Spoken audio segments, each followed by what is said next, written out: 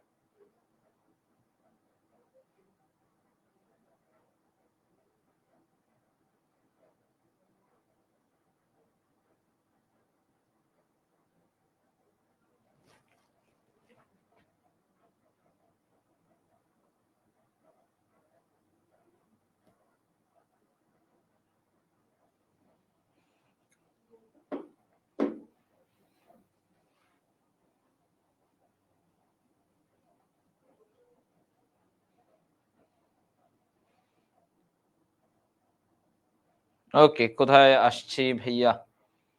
আচ্ছা, তোমাদের পিডিএফ না? আচ্ছা, পিডিএফটা আমি এখনই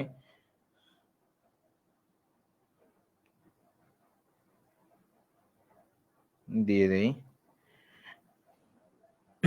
সবাই আস্তে আস্তে আমি একটু পিডিএফটা দিয়ে দিই।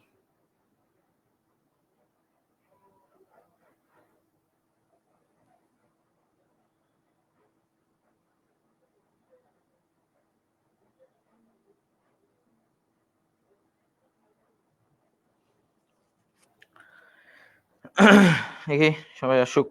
আচ্ছা, আমরা আস্তে আস্তে। তো আজকে চলন অঙ্গ চলনা পর্ব 2, তাই না?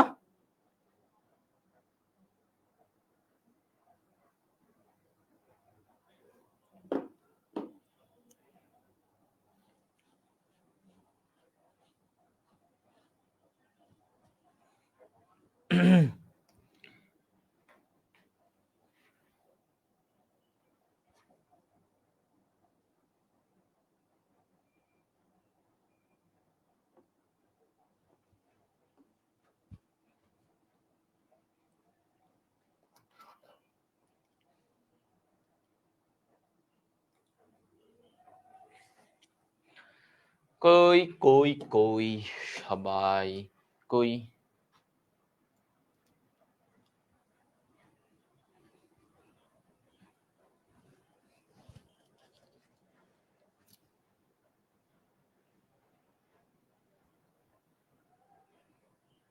আচ্ছা, আমরা নিম্নাঙ্গের অস্থিগুলা পর্যন্ত পড়ছিলাম, আজকে আমরা এখান থেকে পড়ব। আচ্ছা, শুরু করে দিই। তো প্রথমেই দেখো, অস্থি ও তরুণাস্থি। তো এখন আমরা অস্থির ভিতরের গঠন, তরুণাস্থির গঠন, এগুলো নিয়ে জানবো। ঠিক আছে? তো প্রথমত আমাকে কি বলছে দেখো। হ্যাঁ, আমাকে কি বলছে যে অস্থি, অস্থি কি? অস্থির ভিতরে কি থাকে? বিভিন্ন লবণ থাকে, স্পেশালি ক্যালসিয়ামের লবণ থাকে, ক্যালসিয়াম কার্বনেট, ফসফেট, ক্লোরাইড। এই উপাদানগুলো মিলে একটা সুদৃঢ় ও কঠিন ভারবাহী টিস্যু সৃষ্টি করে। হুম, ওকে। আচ্ছা, দেখো দেখো দেখো সবাই, তাহলে আমার কি বলছে, অস্থিগুলা কি দিয়ে তৈরি? আমার ক্যালসিয়ামের উপাদানগুলো দিয়ে তৈরি। ক্যালসিয়ামের উপাদানগুলো দিয়ে তৈরি। এখন অস্থির বৈশিষ্ট্যে আসি। অস্থির বৈশিষ্ট্যে তাই প্রথম কথা, অস্থির আবরণ কি? সহজে মনে রাখো, যে কোনো কিছুর আবরণ, তার চারপাশের আবরণটা, মানে ওটা দিয়েই, ওটার নাম কি? পেরি হয়। যেমন হৃৎপিণ্ড, হৃৎপিণ্ডের ইংরেজিতে আমরা বলি কার্ডিয়াম, আবরণের নাম কি? পেরিকার্ডিয়াম। অস্থিকে ইংলিশে আমরা বলি অস্টিও। কি বলি? অস্টিও। তাহলে এই ওর আবরণের নাম কি? পেরি অস্টিয়াম। চারপাশের আবরণটার নাম কি? পেরি অস্টিয়াম। ঠিক আছে? আচ্ছা, তারপরে দেখো এখানে কি বলছে, অস্থির বৈশিষ্ট্য। আর মানে আরো যে বৈশিষ্ট্যগুলো, মাতৃকা, ওদের যে মাতৃকাটা থাকে, মানে ভিতরের যে উপাদানগুলো থাকে, তার মধ্যে জৈব পদার্থ থাকে 40% এবং অজৈব পদার্থ, অস্থিকোষ থাকে প্রায় 60%। তাহলে মানে আমার এইখানে জৈব, জৈব এটা হচ্ছে 40, জৈব 40, অজৈব অজৈব এটা হচ্ছে 60।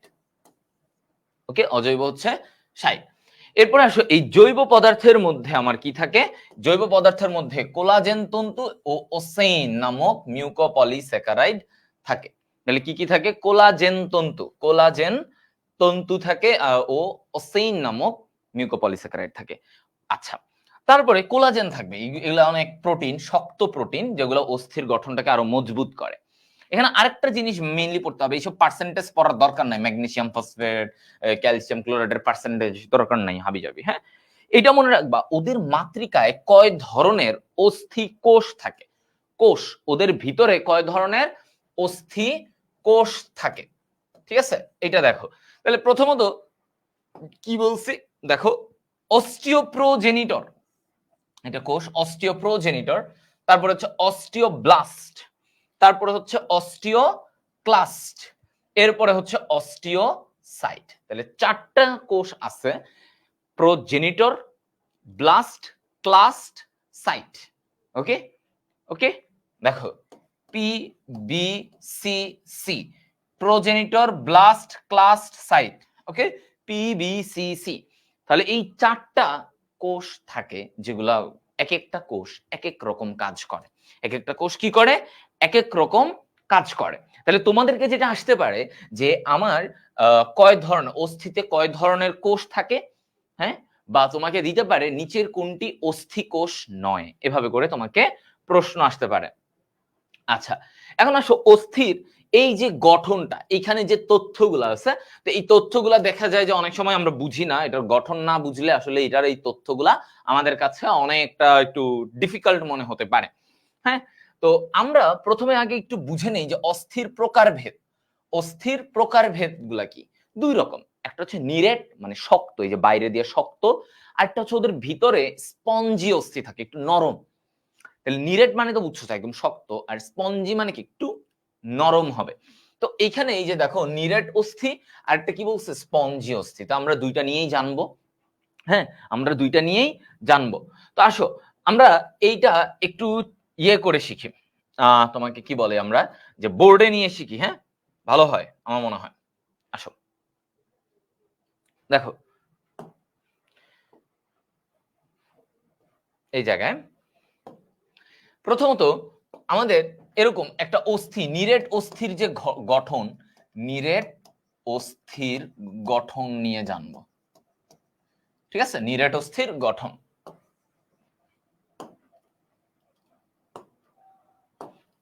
আচ্ছা, তো নিরেট অস্থির গঠনে কি থাকে, আমার একটা বিশেষ গঠন থাকে নিরেট অস্থি। কেন এটা এত শক্ত, কারণ ওর এখানে হ্যাভার্সিয়ান তন্ত্র নামের একটা গঠন থাকে। কি থাকে এটা, হ্যাভার্সিয়ান তন্ত্র। ওকে, হ্যাভার্সিয়ান। ওকে, এই জিনিসটা থাকে। এবার আসো কেমন এই জিনিসের গঠন, কেমন কি কেমন সবকিছু। তো ফার্স্টেই এরকম এই হ্যাভার্সিয়ান তন্ত্রটার কি এরকম একটা, হ্যাঁ দেখো এরকম স্তর থাকে, গোল গোল স্তর থাকে, আমি এরকম দেখাই, স্তর দিলাম,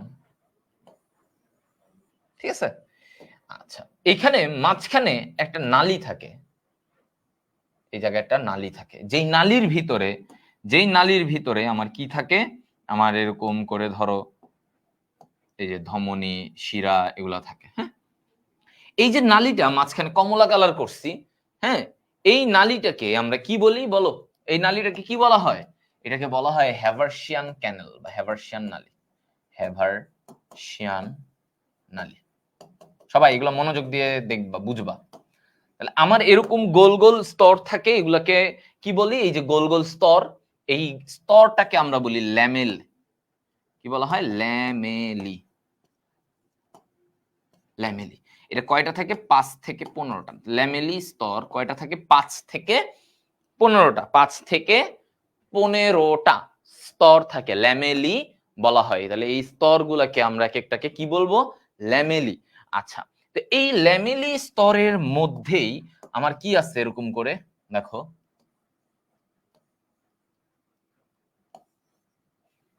এরকম কিছু গহ্বর থাকে, এরকম কিছু গহ্বর থাকে। এই গহ্বর গুলাকে আমরা বলি কি? ল্যাকুনা। এই গহ্বর গুলাকে আমরা বলি ল্যাকুনা। এই যে গহ্বর গুলা দেখতেছো, এগুলাকে আমরা বলি ল্যাকুনা। মনে রাখবা, ল্যাকুনা। আচ্ছা, এই ল্যাকুনার ভিতরে কোষ থাকে। কি থাকে? এই ল্যাকুনার ভিতরে কোষ থাকে। তাহলে এই কোষগুলো হচ্ছে এই যে এরকম, দেখো এই যে কোষ। এই কোষগুলোকে বলা হয় অস্থি কোষ। কি বলা হয়? অস্থি কোষ। ঠিক আছে, এই কোষগুলোকে বলা হয় অস্থি কোষ। ভিতরে ল্যাকুনার ভিতরে তাহলে কি থাকে? অস্থি কোষ। আচ্ছা, তো এই যে ল্যাকুনাগুলা একটা আরেকটার সাথে, এই যে গহ্বরের মতো ল্যাকুনা, ফাঁকা জায়গা, এই ল্যাকুনাগুলা একটা আরেকটার সাথে যুক্ত থাকে কিসের মাধ্যমে বলতো? এই যে এরকম তোমার নালী থাকে, দেখো এই যে এরকম চিকন চিকন নালী থাকে যেগুলো দিয়ে ওরা যুক্ত। ঠিক আছে, এরকম এই নালীগুলাকে বলা হয় ক্যানেলিকুলি। ক্যানেলিকুলি। ক্যানেলিকুলির মাধ্যমে কি হয়? এই যে এক একটা ল্যাকুনা একজন আরেকজনের সাথে, হ্যাঁ, সম্পর্কিত, মানে সম্পর্কিত বলতে কানেক্টেড, সংযুক্ত। ঠিক আছে, তাহলে আমরা যে জিনিসটা এখানে দেখলাম, দেখো যে হ্যাভার্সিয়ান তন্ত্র, মানে এরকম অসংখ্য হ্যাভার্সিয়ান তন্ত্র এই নিরেট অস্থির গঠনে থাকে। ঠিক আছে, এরকম অসংখ্য হ্যাভার্সিয়ান তন্ত্র এই নিরেট অস্থির গঠনের এখানে থাকে। আচ্ছা, তো এবার এই জায়গা থেকে তাহলে আমরা নিরেট অস্থির ব্যাপার বুঝলাম। তো আবার আরেকবার আমি রিপিট করি, একটা হ্যাভার্সিয়ান তন্ত্রের একদম মাঝখানে হ্যাভার্সিয়ান নালী থাকে একটা। হ্যাঁ, হ্যাভার্সিয়ান নালী। এই হ্যাভার্সিয়ান নালীকে ঘিরে এই যে নীল রঙের যে স্তরগুলা দেখতে পাচ্ছ, এই স্তরগুলোকে আমরা বলি ল্যামেলি। ঠিক আছে, ল্যামেলি। কতগুলা স্তর থাকে? এরকম 5 থেকে 15টা স্তর থাকতে পারে। আচ্ছা, এটা মনে রাখবা। তারপরে এদের এই স্তরগুলার মাঝে কিছু ফাঁকা জায়গা থাকে গহ্বরের মতো, যেটাকে বলা হয় ল্যাকুনা। এই ল্যাকুনার ভিতরে আমার কি থাকে? অস্থি কোষগুলো থাকে। ওকে, একটা ল্যাকুনা আরেকটা ল্যাকুনার সাথে সংযোগ স্থাপন করে কিসের মাধ্যমে? ক্যানেলিকুলি। ক্যানেলিকুলি, ক্যানেলিকুলি। ক্যানেল মানে কি? রাস্তা, নালী। তাহলে ক্যানেলিকুলির মাধ্যমে এই ল্যাকুনাগুলা কি হয়? সংযোগ মানে যোগাযোগ করে। আচ্ছা, গেল এতটুকু। এইটাই হচ্ছে একটা হ্যাভার্সিয়ান তন্ত্র। তো তোমাদেরকে আসতে পারে হ্যাভার্সিয়ান তন্ত্রের অংশ 9 কোনটা, বা তোমার স্তরগুলোর নাম কি, ল্যামেলি, ল্যাকুনা, কোথায় অস্থিকোষ থাকে, ল্যাকুনাতে অস্থিকোষ থাকে, এই জিনিসগুলো আমাদের দেয়। ঠিক আছে, এখন জিনিস হচ্ছে, আমি তো বলছি এরকম হ্যাভার্সিয়ান তন্ত্র একটা না, অনেকগুলা থাকে। কটা থাকে? অনেকগুলা হ্যাভার্সিয়ান তন্ত্র থাকে। তাহলে আমার কথাটা হচ্ছে এইখানে যে অনেকগুলা হ্যাভার্সিয়ান তন্ত্র, তাহলে একটা ধরো এইটার একটা হ্যাভার্সিয়ান তন্ত্রের হ্যাভার্সিয়ান নালী, এখানেও একটা হ্যাভার্সিয়ান তন্ত্র ওর নালী আছে। প্রত্যেকটা হ্যাভার্সিয়ান তন্ত্রের ভিতরে একটা করে নালী আছে, হ্যাভার্সিয়ান নালী। হ্যাভার্সিয়ান বিজ্ঞানীর নাম অনুসারে করা হয়েছে। এখন আমার কথা হচ্ছে, এই যে দুইটা নালী, এরা হ্যাভার্সিয়ান নালীগুলা যে পরস্পর সংযোগ স্থাপন করে, এই জিনিসটাকে কি বলে? হ্যাভার্সিয়ান নালীগুলা পরস্পরের সাথে সংযোগ স্থাপন করার জন্য যে নালীকে ব্যবহার করে, সেটাকে আমরা বলি কি? এটাকে বলা হয় হচ্ছে ভকম্যানস নালী।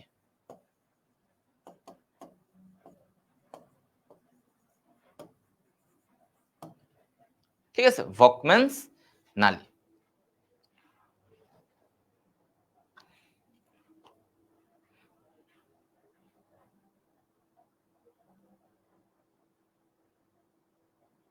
বলো,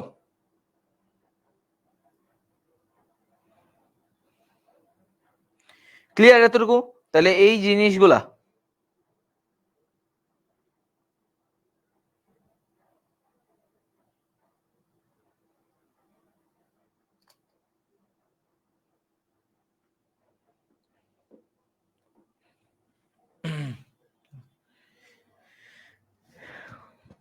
ওকে। আচ্ছা, ল্যাকুনার মাঝে এটা হচ্ছে কোষ। কোষ, এগুলা হচ্ছে কোষ, অস্থি কোষ। এই যে দেখো অস্থি কোষ। হুম, ওকে। তাহলে আমরা মোটামুটি এটা হয়ে গেছে। কারেন্ট চলে গেল মনে হলো। আইপিএস যৌতুক দেয়। আচ্ছা, এখন দেখো এই জায়গায় অস্থির ভিতরে কি থাকে, মজ্জা গহ্বর থাকে, যেখানে নরম নরম মজ্জা থাকে, ওই যে মুরগির হাড্ডি কামড়ায় মানে ভাঙলে সেখান থেকে কিছু নরম লাল লাল বের হয় না, সেগুলা। তো এই দেখো এই যে অস্থিগুলোর নাম কি, হিউমেরাস, রেডিয়াস, আলনা, ফিমার, টিবিয়া, ফিবুলা, এগুলা কি, এগুলা হচ্ছে এর নাম, তাই না? ওকে, হ্যাভার্সিয়ান নালীর কাজ কি? হ্যাভার্সিয়ান নালীর কাজ কিছু না, এদের ভিতরে ওরা ধমনী, শিরা, স্নায়ু এগুলা এর ভিতর দিয়ে যায়, বুঝছো?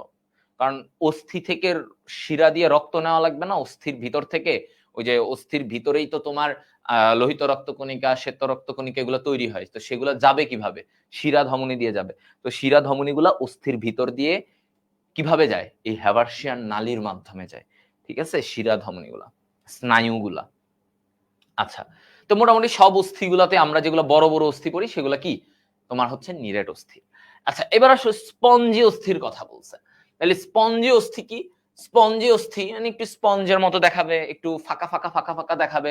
হ্যাঁ, এটাকে মৌচাকের মতো দেখায়, এই কারণে এদেরকে ক্যান্সেলাস অস্থিও বলে। একটু মৌচাকের মতো, মৌচাক দেখছো ফাঁকা ফাঁকা একটু দেখায় না, এরকম দেখায়। তো এটা হচ্ছে এ কারণে ক্যান্সেলাস বলা হয়। ওদের যে এক একটা গঠন, এই গঠনটাকে এককটাকে ট্রাবেকুলা বলা হয়। ট্রাবেকুলা। ওকে, ট্রাবেকুলা। ট্রাবেকুলা হচ্ছে ওদের একক। যেমন তোমাকে যদি বলে নিরেট অস্থির একক কোনটা, তাহলে তুমি কি বলবা? নিরেট অস্থির একক হচ্ছে ট্রাবেকুলা। তাহলে তোমাকে যদি সেম ভাবে এখন বলে স্পঞ্জি সরি নিরেট অস্থির একক হচ্ছে হ্যাভার্সিয়ান তন্ত্র, সেম ভাবে তোমাকে যদি বলে যে স্পঞ্জি অস্থির একক কোনটা, তুমি বলবা ট্রাবেকুলা। ট্রাবেকুলা, ঠিক আছে? তাহলে আমাদের এই এককটা প্রশ্ন মানে প্রশ্ন হিসেবে আসে। এখন এটা কোথায় পাওয়া যাবে এবং এটা কেন স্পঞ্জি, মানে একটু সফট কেন, মানে ভিতরের দিকে থাকে?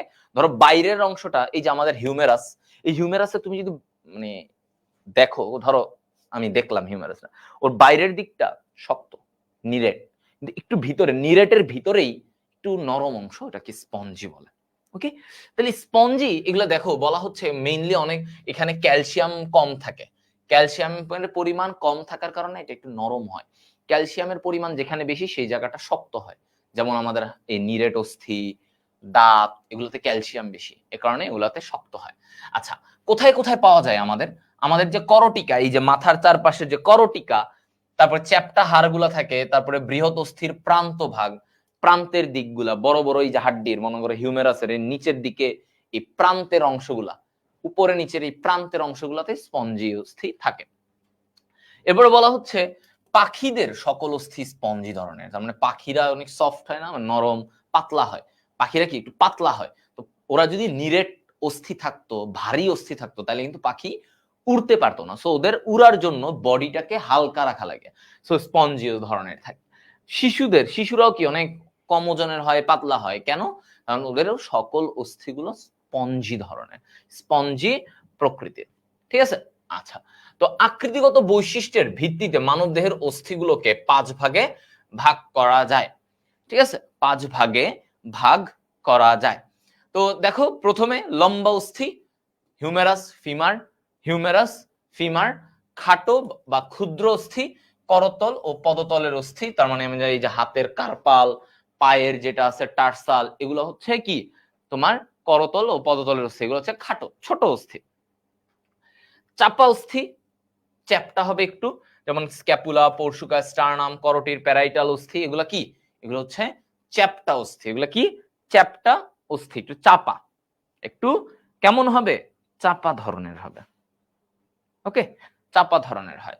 আচ্ছা, অনিয়ত অস্থি, অনিয়ত অস্থি, তাহলে এটা কি কোনো নির্দিষ্ট আকার নাই, এক একটা এক এক রকম দেখতে, জানি কেমন, মানে তুমি এটারে গোলও বলতে পারবা না, তারপরে হচ্ছে গিয়ে বর্গাকৃতিরও বলতে পারবা না, মানে কেমন জানি। তো এই যে অনিয়ত, কোনো নির্দিষ্ট কোনো আকৃতি নাই, এটা কেমন? কশেরুকা। মনে আছে কশেরুকা দেখতে কেমন? দেখো কশেরুকা দেখতে হচ্ছে এই, আবার এই এই এই এই এই, এটা কোনো আকৃতি? বলো, এটা কোনো আকৃতি? এটা কোনো আকৃতির মধ্যে পড়ে?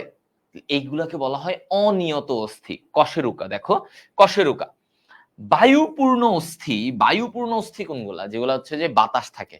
হ্যাঁ, শ্বসন অধ্যায় পড়ছিলা, সাইনাস, প্যারানেজাল সাইনাস, তো এই যে ভিতরে যে বাতাস থাকে, এই বাতাসপূর্ণ অস্থি, যেমন বায়ুপূর্ণ অস্থি যেগুলোতে বাতাস থাকে, যেমন আমাদের এই যে এইখানে ম্যাক্সিলা, ম্যাক্সিলা কি একটা বায়ুপূর্ণ অস্থি, এখানে বাতাস আছে, কিন্তু এটার এই অস্থির ভিতরে বাতাস। সো বাতাস যেখানে থাকে সেটাকে আমরা বলি নিউম্যাটিক, নিউমো মানে বাতাস, ঠিক আছে, নিউমো মানে কি বাতাস।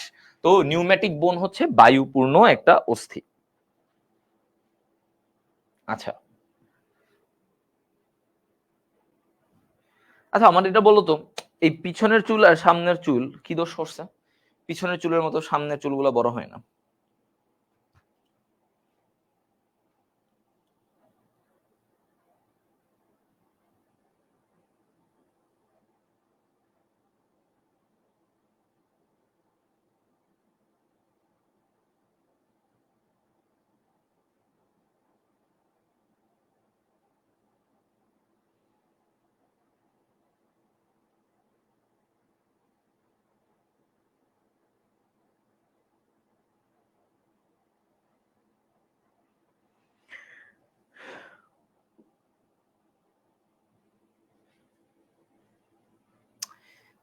কষ্ট পাচ্ছি, কবে হবে?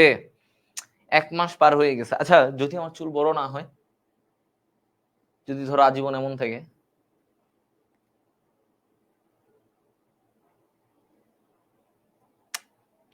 খুবই টেনশনের ব্যাপার। কোথায় ভাবলাম 1 মাসের মধ্যে মনে হয় আমার চুল এরকম গোছা, এক গোছা চুল হয়ে যাবে, আমি মনে হয় এরকম এরকম করতে পারবো।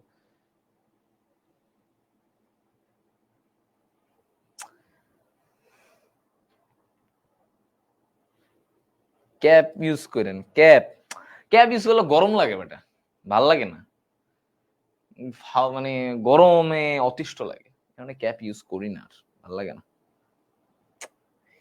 আল্লাহ, এই চুল, এটা মনে হয় 2 মাস লাগবে না? 2 মাস লাগবে মনে হয়, শিওর। নবনীতা বর্মন বলছে সামনে চুলগুলো ঝুটি বেঁধে রাখেন। আরে ঝুটি কি, এই সাইজের রাবার পাওয়া যাবে না, ঝুটি যে বাঁধবো না। পিছনের দিকে এগুলা যেমন বড় হচ্ছে, আমি বুঝলাম না, এগুলার থেকে এগুলার দৈর্ঘ্য ছোট, এটা কেন হয়? নিয়াজ ভাই থেকে টিপস নিতে হবে। নিয়াজ ভাই বছরে চুল কাটে একবার, নিয়াজ ভাই থেকে কেমনে টিপ নিবো? আর আমি হইছি টাক্কু, নিয়াজ ভাই জীবনে টাক্কু হয় নাই, টাক্কু মানুষদের থেকে সাজেশন নিতে হবে, এই বুঝছো? তাক, যাই হোক, কষ্ট বাদ দাও, মাঝে মাঝে একটু কষ্ট শেয়ার করি তোমাদের সাথে, মন খারাপ করো না, মাইন্ড করো না।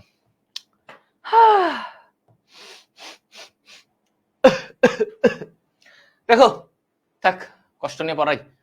অস্থির কাজ, এটা আমি অলরেডি পড়াই ফেলছি, এগুলো আমি বলবো না। কেন? ওই চ্যাপ্টারের শুরুতে এগুলো বলছি, তাই না? কি কি কাজ করে, এই সেই। আচ্ছা, এবার আসো তরুণাশ্রী। তরুণাশ্রী থেকে ভালো প্রশ্ন আসে, হ্যাঁ, তরুণাশ্রী থেকে ভালোই প্রশ্ন আসে। দেখো,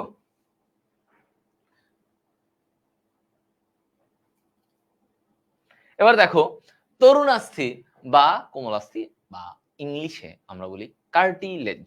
কি বলি? কার্টিলেজ। তো এই জায়গায় দেখো, মানুষের নাক, কান, হিউমেরাস ও ফিমারের মস্তক, বিভিন্ন অস্থি সন্ধি, শ্বাসনালী, আন্তঃকোষের চাকতি, এগুলাতে কি থাকে? তরুণাস্থি থাকে, তাই না? তরুণাস্থি মানে নরম, এই যেমন আমাদের নাক, কান, এগুলো কি তরুণাস্থি থাকে। তো এখন দেখো, তরুণ অবস্থায় কোষগুলোকে আমরা কন্ড্রোব্লাস্ট বলি, এবং পরিণত অবস্থায় কন্ড্রোসাইট। তার মানে তরুণ জোয়ান কোষগুলাকে, হ্যাঁ, জোয়ান কোষগুলাকে আমরা কন্ড্রোব্লাস্ট, আর এগুলা যখন একটু বুড়া হয়ে যায় তখন কন্ড্রোসাইট। এখন ওদের ভিতরে যে মাতৃকাটা থাকে, ধরো এটা একটা তরুণাস্থির গঠন, এর ভিতরে যে এরকম মাতৃকাগুলো থাকে, এই মাতৃকাটাকে আমরা কি বলি? কন্ড্রিন। দেখো, তরুণাস্থির যা কিছু আছে সবই কি কন্ড্রো, সবই কি কন্ড্রি, এই ব্যাপারগুলো। তাহলে তরুণাস্থি জিনিসটাকে আমরা কি বলতেছি? কন্ড্রিন নামে। আচ্ছা, এই কন্ড্রিন এটা কি দিয়ে তৈরি? কন্ড্রোমিউকয়েড, কন্ড্রো অ্যালবুমিনয়েড, কন্ড্রোমিউকয়েড, কন্ড্রো অ্যালবুমিনয়েড, এই জিনিসগুলা থাকে। তাহলে কন্ড্রিন কি থাকে? কন্ড্রোমিউকয়েড আর কন্ড্রো অ্যালবুমিনয়েড। দেখো, ওদের এখানে ল্যাকুনা নামক কিছু গহ্বর থাকে, ল্যাকুনা নামক ছোট ছোট গহ্বর থাকে, এই যে এরকম ল্যাকুনা নামক কি থাকে? এই গহ্বর থাকে। এই গহ্বর গুলার ভিতরে তোমার কি থাকে? এই যে দেখো, তাহলে ল্যাকুনা নামক গহ্বর থাকে, এই গহ্বরের ভিতরে কোষ থাকে, এই কোষগুলোকে বলা হয় কন্ড্রোসাইট। কন্ড্রোসাইট, তাহলে ওদেরও ল্যাকুনা থাকে, তার মানে ল্যাকুনা মানেই কি একটা গহ্বর যেটার ভিতরে কোষ থাকবে, যেটার ভিতরে কোষ থাকবে। আচ্ছা, এরপরে বলছে ওদের প্রতিটা কোষ, প্রতিটা তরুণাস্থি, ওদের যে আবরণ পেরিকন্ড্রিয়াম, দেখছো? তাহলে পেরিকন্ড্রিয়াম, পেরি মানে কি আবরণ, চারপাশে, তাহলে কন্ড্রিয়াম, কন্ড্র মানে কি তরুণাস্থি, তার মানে তরুণাস্থির যে চারপাশের আবরণ এটাকে আমরা বলি পেরিকন্ড্রিয়াম। ওকে, গেল। এখন তরুণাস্থির কাজ কি? সিম্পল কথা, তরুণাস্থি অনেক চাপ সহ্য করতে পারে। ধরো তুমি ওর উপর অনেক চাপ দিলে ও চাপটাকে নিতে পারবে। হ্যাঁ, যেমন এই যে চাপ ও টান প্রতিরোধ করে, এগুলো জাস্ট রিডিং পড়বা, এগুলো এত বেশি আমাদের ইয়েতে না। ফাইব্রোকার্টিলেজ দেহের সবচেয়ে শক্তিশালী ও দৃঢ় তরুণাস্থি। ফাইব্রোকার্টিলেজ আছে একটা ধরনের, ফাইব্রোকার্টিলেজ অনেক জায়গায় থাকে আমাদের বডিতে, এই ফাইব্রোকার্টিলেজটা কি সবচেয়ে শক্তিশালী, এটা মনে রাখবা। এখন তরুণাস্থি লুব্রিসিন নামক একটা গ্লাইকোপ্রোটিন থাকে যা কঙ্কাল তন্ত্রের জৈব লুব্রিকেটর হিসেবে কাজ করে। তার মানে কি লুব্রিকেটর, তার মানে জিনিসটা মুভ করতে, যে কোনো কিছুর সে ধরো মুভ করতে আমরা কি দেই, লুব্রিকেশন দিলে, লুব্রিকেশন মানে একটা তরল দিলা, তরলটা দিলা, এটা মুভ করতে ইজি হয়, তাই না? মুভ করতে, তো এই লুব্রিকেশন হিসেবে কাজ করে কোনটা, লুব্রিকেশন হিসেবে কাজ করে এই লুব্রিসিন, তরুণাস্থিতে থাকা লুব্রিসিন। ওকে, আচ্ছা, তারপরে আসো এই জায়গা থেকে এখন তরুণাস্থির প্রকারভেদ। হ্যাঁ, তরুণাস্থির প্রকারভেদ। তো আমরা যদি প্রথমেই আসি তরুণাস্থির প্রকারভেদ নিয়ে, তাহলে কি বলা হয় দেখো, তরুণাস্থির এটা 4 ধরনের হয়। কয় ধরনের হয়? 4 ধরনের তরুণাস্থি আমরা বলে থাকি। তো প্রথমটা হচ্ছে স্বচ্ছ বা হায়ালিন তরুণাস্থি। হায়ালিন, তাহলে এই হায়ালিন তরুণাস্থি দেখো নাক, শ্বাসনালী, পরশুকার প্রান্তভাগ, কর্ণকুহর, এই যে কানের ভিতরে যে নালীটা, এই জায়গাগুলোতে আমার হায়ালিন তরুণাস্থি আছে। এবং আরেকটা কথাও বলে ব্যাং ও হাঙরের ভ্রূণে তোমার হায়ালিন তরুণাস্থি। তাহলে হায়ালিন তরুণাস্থি, আমি একটা জিনিস মনে রাখি যে আমার এই অক্ষ বরাবর যা আছে এগুলো হচ্ছে হায়ালিন। তাহলে হায়ালিনটা কই? হাওয়া, বা আরেকটা জিনিস মনে রাখবা, যেগুলোর ভিতর দিয়ে হাওয়া ঢুকতে পারে, যেমন এই যে নাক দিয়ে হাওয়া ঢুকে, শ্বাসনালী দিয়ে হাওয়া ঢুকে, তারপরে কানের এদিক দিয়েও বাতাস চাইলে ঢুকতে পারে। মানে যেই জায়গাগুলোতে হাওয়া ঢুকে ওগুলো হচ্ছে হায়ালিন। এভাবে মাঝে মাঝে মনে রাখি কয়েকটা জিনিস। আরেকটা মনে রাখতে পারি যে অক্ষ বরাবর যা কিছু আছে, এই যে নাক, শ্বাসনালী, এদিকে কি পরশুকা, এই যে অক্ষ বরাবর পরশুকা, এই জিনিসগুলা। ওকে, তো হায়ালিনটা এমনি মনে রাখবা। আচ্ছা, তারপরে তোমার আসে কি আরেকটা ধরন আছে স্থিতিস্থাপক বা পিত তন্তুময়। তার মানে এটা দেখতে কেমন হবে? একটু হলদে হলদে হবে, দেখো, এবং তন্তুময়, তন্তু থাকে এখানে, কি থাকে এরকম তন্তু থাকে। তাহলে এটাকে নাম কি, যে ইলাস্টিক বা স্থিতিস্থাপক, মানে ওকে যদি টানো ও আবার আগের জায়গায় চলে আসবে, ইলাস্টিক ধরনের। এবং পিত তন্তুময় এটার আরেকটা নাম, মানে কি হলুদ এবং অনেক সুতা সুতা থাকে, যে ওদের অনেক সুতা থাকে। তো এইটার উদাহরণগুলো আমাদের আসে, উদাহরণগুলো আমরা কি দিয়ে মনে রাখবো? এই যে ট্রিপল ই, ট্রিপল ই, 3টা ই দিয়ে মনে রাখবা। কি কি? যেমন একটা ই দিয়ে এক্সটার্নাল ইয়ার, কি বলি আমরা? এক্সটার্নাল ইয়ার, তার মানে কি বহিকর্ণ। এক্সটার্নাল ইয়ার মানে হচ্ছে বহিকর্ণ, তাই না? এই যে বাইরের যে কান, বহিকর্ণ বা পিনা, তাহলে এই যে এটা হচ্ছে এক্সটার্নাল ইয়ার। গেল। ইউস্টেশিয়ান নালী, আরেকটা ই দিয়ে মনে রাখো, ইউস্টেশিয়ান নালী। ইউস্টেশিয়ান নালী, এটা কানের ভিতরের দিক থেকে একটা নালী আছে, ওই ইউস্টেশিয়ান নালীটাও এটা দিয়ে তৈরি। ভাইয়া গ্লাইকোপ্রোটিন কি? গ্লাইকোপ্রোটিন হচ্ছে একটা যৌগ যেটাতে শর্করা থাকে এবং প্রোটিন থাকে, দুইটাই থাকে। এমন এক যৌগ যেখানে শর্করা ও প্রোটিন মিলে তৈরি, সেটাকে গ্লাইকোপ্রোটিন বলে। আচ্ছা, তো ইউস্টেশিয়ান নালী গেল। আরেকটা কি আমার এখানে? এপিগ্লটিস। এপিগ্লটিস, তাহলে এপিগ্লটিস কি? এপিগ্লটিস কি? এই যে আমাদের এইখানে শ্বাস, এটা ধরো এদিক থেকে ষড়যন্ত্র, এটা হচ্ছে ষড়যন্ত্র, এদিকে শ্বাসনালী। এই ষড়যন্ত্রের উপরের দিকে, এই উপরের দিকে একটা ঢাকনার মতো অংশ থাকে, এটাকে বলা হয় এপিগ্লটিস। কোথায় থাকে? এই যে আমাদের ষড়যন্ত্র, এই ষড়যন্ত্রের উপরের দিকে থাকে। আচ্ছা, তো এই 3টা ই দিয়ে আমরা 3টা নাম মনে রাখবো। তাহলে ইলাস্টিকের ই, আর ওর উদাহরণগুলোও ট্রিপল ই, এক্সটার্নাল ইয়ার বা বহিকর্ণ এটা, তার বা পিনাও বলে, এটাকে আমরা পিনাও বলি। তারপরে হচ্ছে ইউস্টেশিয়ান নালী, আরেকটা ই দিয়ে এপিগ্লটিস। ওকে, ক্লিয়ার সবাই?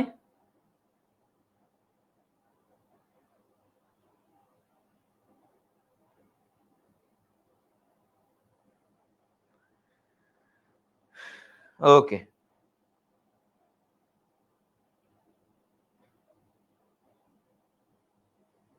আচ্ছা এবার আসো শ্বেত তন্তুময়। শ্বেত তন্তুময় মানে সাদা সাদা তন্তু থাকবে, তাই না?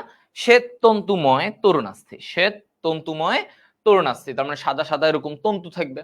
আচ্ছা, তো এখানে এটা কোথায় থাকে? এটা মনে রাখো দুটি কশেরুকার মধ্যবর্তী অঞ্চল। এই যে আমাদের যে পিছনে কশেরুকা গুলো আছে না, গত ক্লাসে পড়াইছিলাম, এই কশেরুকা গুলার মধ্যবর্তী জায়গা, ধরো এটা একটা কশেরুকা, এটা একটা কশেরুকা, এই দুইটা কশেরুকার মাঝামাঝি জায়গায় আমার একটা তরুণাস্থি থাকবে, যেন এই দুইটা কশেরুকার ঘর্ষণ না হয়, ঘর্ষণ না হয়। এই কারণে মাঝে কি থাকবে? একটা তরুণাস্থি থাকবে, যেই তরুণাস্থির নাম কি? এটার নাম হচ্ছে শ্বেত তন্তুময়। ওর গঠনে সাদা সাদা তন্তু পাওয়া যাবে, এ কারণে নাম হয়ে গেছে শ্বেত তন্তুময়। ওকে, এরপরে 4 নম্বর পয়েন্টে দেখো আমাকে কি বলছে। 4 নম্বর পয়েন্টে চুনময় বা ক্যালসিফাইড, চুনময় বা ক্যালসিফাইড তরুণাস্থি। তো চুনময় বা ক্যালসিফাইড তার মানে চুন থাকবে, হিউমেরাস ও ফিমারের মস্তকে এ ধরনের তরুণাস্থি পাওয়া যায়। হিউমেরাস ও ফিমারের মস্তকে এই ধরনের তরুণাস্থি পাওয়া যায়। ঠিক আছে, তাহলে এই যে ওদের মস্তকে, ধরো ধরো এটা হচ্ছে এরকম, তাহলে ওর মস্তক, তাহলে এই মস্তকের মাথায় আমার এরকম থাকে, এরকম এরকম তরুণাস্থি থাকে, তাহলে এটাকে বলা হয় চুনময় বা ক্যালসিফাইড, চুনময় বা ক্যালসিফাইড তরুণাস্থি। ঠিক আছে, বলো। তাহলে এই যে তোমাদের এখান থেকে প্রশ্নগুলো আসে যে চুনময় তরুণাস্থি কোথায় পাওয়া যায়, এই তরুণাস্থি কোথায় পাওয়া যায়, ওই তরুণাস্থি কোথায় পাওয়া যায়, এগুলাই তোমাদের প্রশ্নে আসে, কিন্তু তোমাদেরকে কিন্তু এগুলা প্রশ্ন আসে।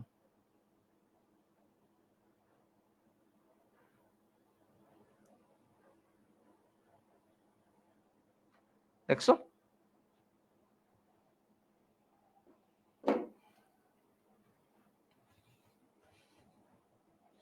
বলো এখানে কোনো সমস্যা আছে কিনা? Is it clear, right?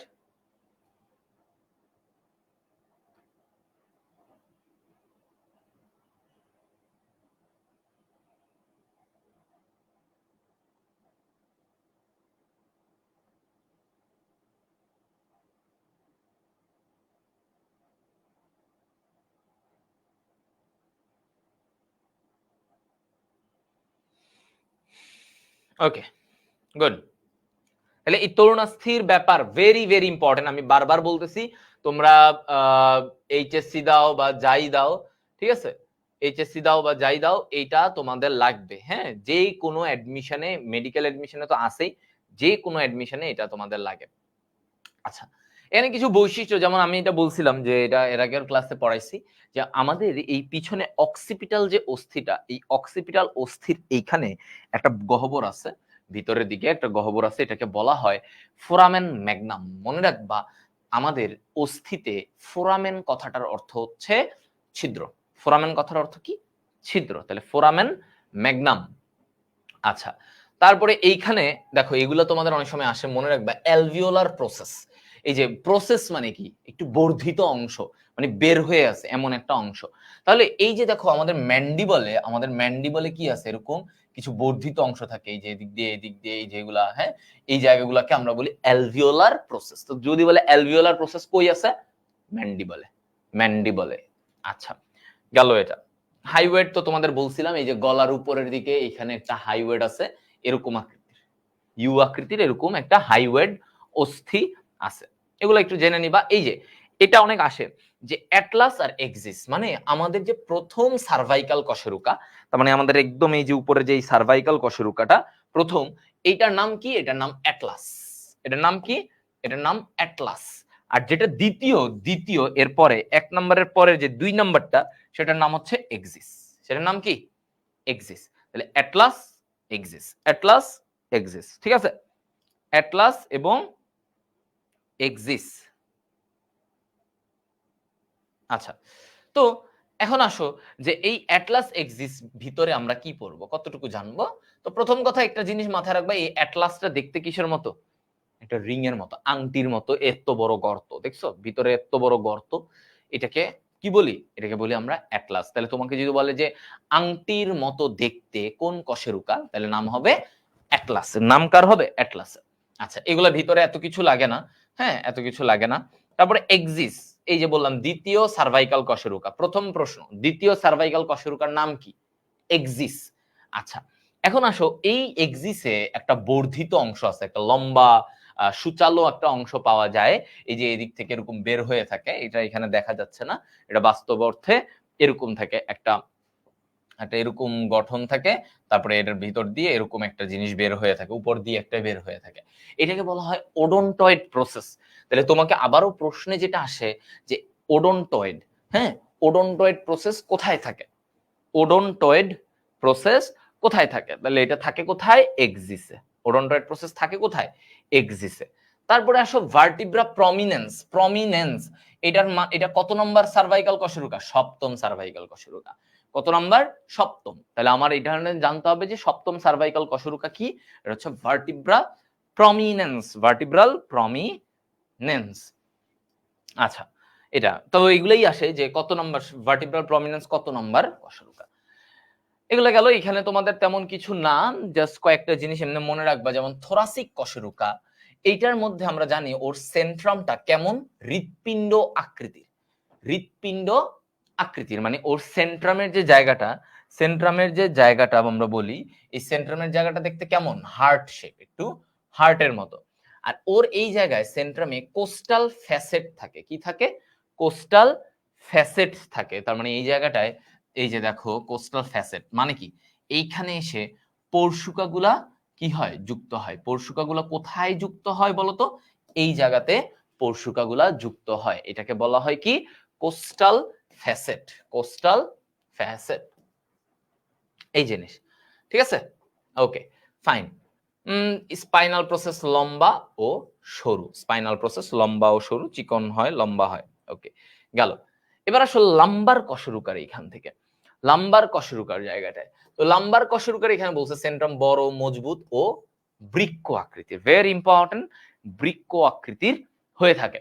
আচ্ছা, তারপরে বলছে ওর পশ্চাৎতলে ম্যামিলারি ও এক্সেসরি প্রসেস থাকে। কি থাকবে? ম্যামিলারি ও এক্সেসরি। এইটা আসে যে ম্যামিলারি এক্সেসরি প্রসেস কার থাকে? হ্যাঁ, এটা আমি মনে রাখি ম্যাক্স, ম্যাক্স দিয়ে মনে রাখবা। ম্যাক্স কার থাকে? লাম্বার। হ্যাঁ, তাহলে এই জিনিসটা আমি এভাবে বলি যে ম্যাক্সওয়েল, ক্রিকেট প্লেয়ার আছে ম্যাক্সওয়েল, তাহলে ম্যাক্সওয়েলের ল দিয়ে মনে রাখবা লাম্বার, আর ম্যাক্স তার মানে ম্যামিলারি প্রসেস, এক্সেসরি প্রসেস, এভাবে মনে রাখবা ম্যাক্সওয়েল। ওকে, সো লাম্বার কশেরুকার আমার বৈশিষ্ট্য কি? এই যে এইখানে ম্যামিলারি ও এক্সেসরি প্রসেস থাকে।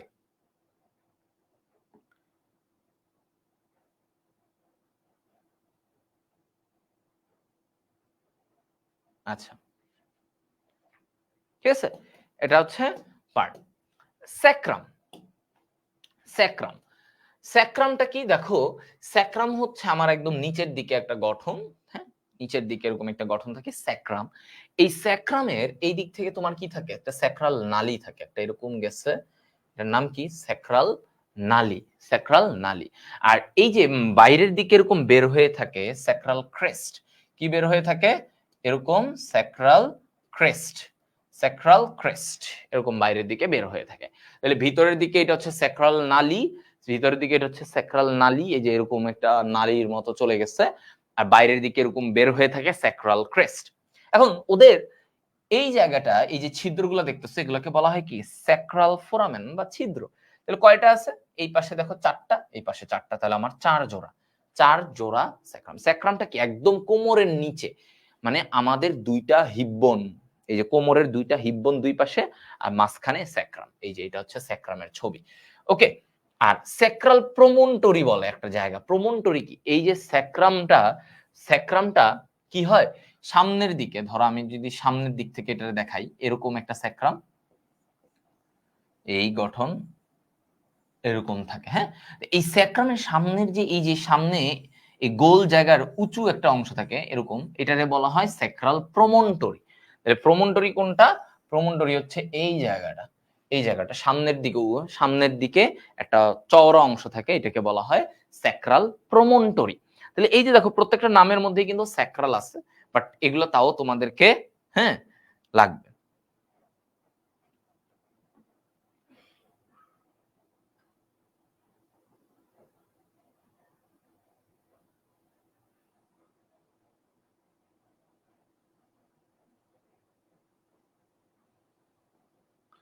ওকে,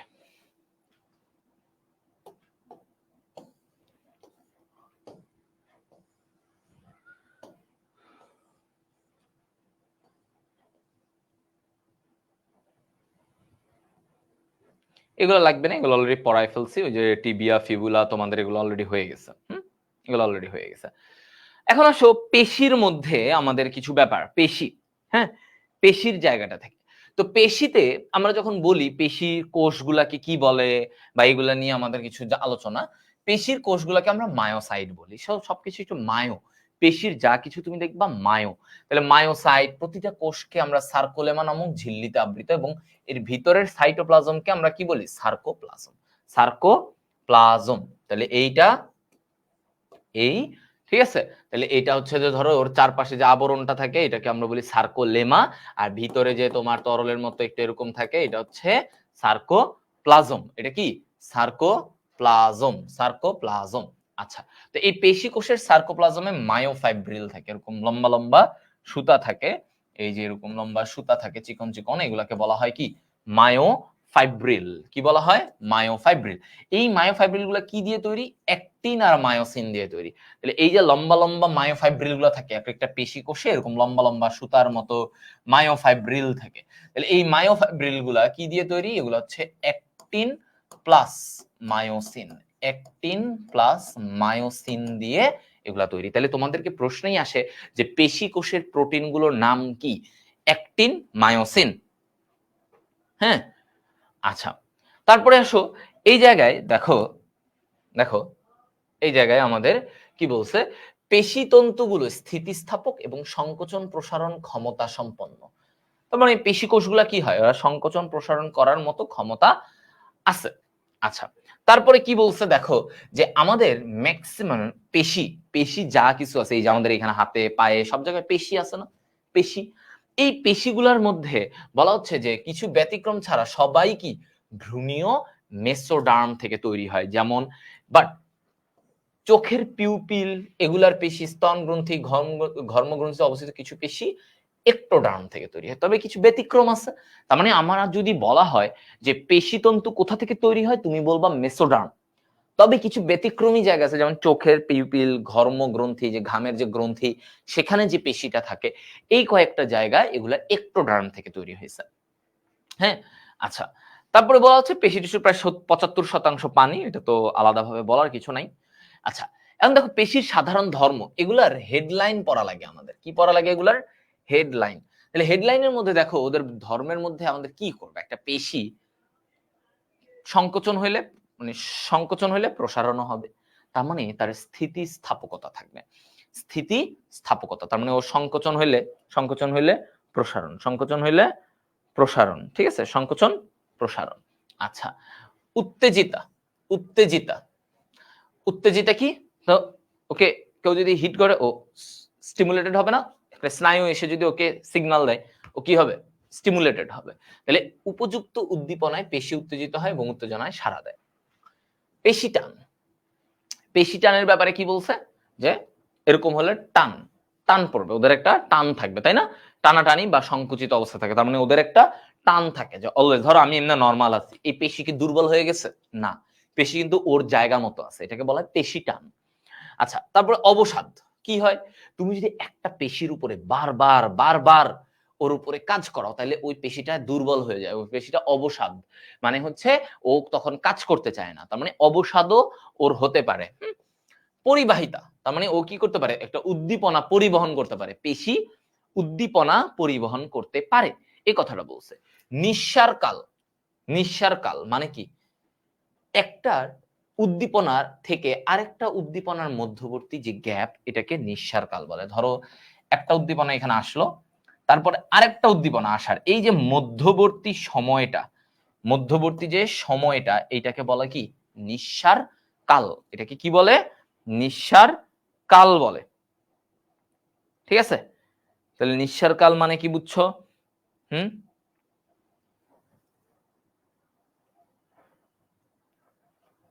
নিঃস্বার কাল হচ্ছে, নিঃস্বার কাল কি বলো? নিঃস্বার কাল কি? একটা উদ্দীপনা থেকে আরেকটা। ভাইয়া অ্যানাটমিক্যাল গ্রীবা আর সার্জিক্যাল গ্রীবার মধ্যে পার্থক্য কি? বলি, অ্যানাটমিক্যাল গ্রীবা হচ্ছে যে ধরো মানে এরকম হাড্ডিটা, হিউমেরাসের এই হাড্ডিটা এরকম, এই জায়গাটা হচ্ছে ওর অ্যানাটমিক্যাল গ্রীবা। মানে অ্যানাটমিক্যাল মানে এটা ধরো আমার বডির, এটা মাথা, এটা ঘাড়, এই ঘাড় যে এই জায়গায় আছে এটা হচ্ছে অ্যানাটমিক্যাল গ্রীবা। এটা হচ্ছে অ্যানাটমিক্যাল মানে এই জায়গায় আমার ঘাড় থাকার কথা, এটাই গ্রীবা। তো ওর এখানে একটা গ্রীবা। কিন্তু ধরো আমি বললাম যে এটা তো আমার ঘাড় নরমাল, কিন্তু আমার এই জায়গাটায় বেশি ফ্র্যাকচার হওয়ার চান্স আছে। এই জায়গাটা আর একটু নিচে, আমি বললাম এই জায়গাটায় আমার ফ্র্যাকচার বেশি হবে, ভাঙবে বেশি। তো এই যে হিউমেরাসেরও ধরো এই জায়গাটা একটু বেশি ফ্র্যাকচার হয়, এ কারণে এইটারে বলে সার্জিক্যাল গ্রীবা। আর ওইটা হচ্ছে ওই যে যেইখানে মাথার পরে ঘাড় থাকবে ওই অ্যানাটমিক্যাল গ্রীবা। অ্যানাটমিক্যাল গ্রীবা হচ্ছে একটা নরমাল ঘাড়, মানে যেই পজিশনে ঘাড়টা থাকার কথা ওইখানেই আছে। বাট সার্জিক্যাল গ্রীবা হচ্ছে যেই জায়গাটা ঘাড়ের পরেই, ধরো আমি বললাম এটা আমার ঘাড়, কিন্তু এই জায়গাটায় আমার ভাঙবে বেশি, ভেঙে যায় বেশি, তো এটা হচ্ছে সার্জিক্যাল গ্রীবা। আচ্ছা, ওকে। সো নিঃস্বার কাল আমি বুঝাইলাম যে একটা উদ্দীপনা ধরো এখানে চলতেছে, আরেকটা উদ্দীপনা ওর এখানে আসার মধ্যবর্তী যে সময়টা, দুইটা উদ্দীপনার কাজ করার মধ্যের যে সময়টা, সেটাকে আমরা বলি নিঃস্বার কাল। কি বলবো? নিঃস্বার কাল।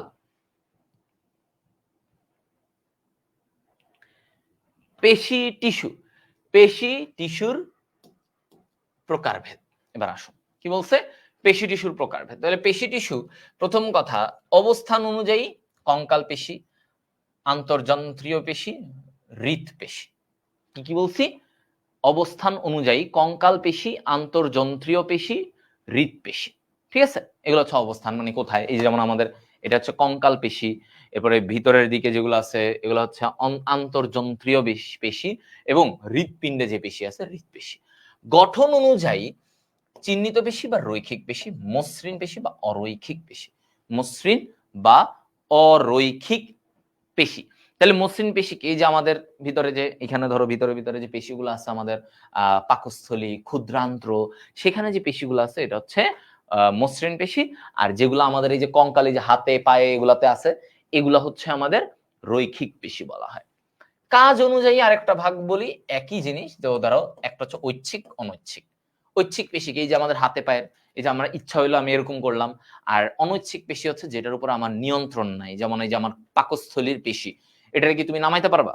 এটাকে কি তুমি সংকোচন করতে পারবা? পারবা না। তাহলে এইটা হচ্ছে কি? এটা হচ্ছে মসৃণ মানে অনৈচ্ছিক পেশি, অনৈচ্ছিক পেশি। ঠিক আছে।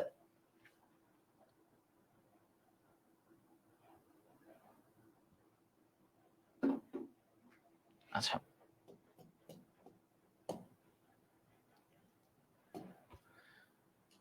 দেখো অমসৃণ, রৈখিক বা ঐচ্ছিক বা কঙ্কাল, নামগুলো দেখছো কতগুলা নাম? অমসৃণ অথবা রৈখিক অথবা ঐচ্ছিক অথবা কঙ্কাল মানে কি? প্রথমে দেখো কঙ্কাল পেশি কেন বলে? কারণ এটা আমাদের এই যে হাড্ডি গুড্ডির সাথে লাগানো থাকে, এই কারণে কঙ্কাল পেশি। ঐচ্ছিক, এটা কি ঐচ্ছিক কেন বলে? কারণ এই পেশিগুলো আমাদের ইচ্ছা মতো চালানো যায়। রৈখিক পেশি কেন বলে? কারণ এই পেশিগুলোর এখানে এরকম দাগ দাগ দেখা যায়, এরকম দাগ দাগ দাগ দাগ দেখা যায়, এই কারণে রৈখিক। আর এই দাগ দাগ দেখা যাওয়ার কারণে এটা কেমন হয়? অমসৃণ হয়। এটা কেমন হয়? অমসৃণ হয়। বুঝতে পারছো? তাহলে এই চারটা নামই একটাই পেশি, বাট ওর নাম কয়টা? চারটা দিচ্ছে। তো এগুলা নিয়ে অনেকে ঝামেলায় পড়ে যায়, হ্যাঁ এটার জানি কি নাম।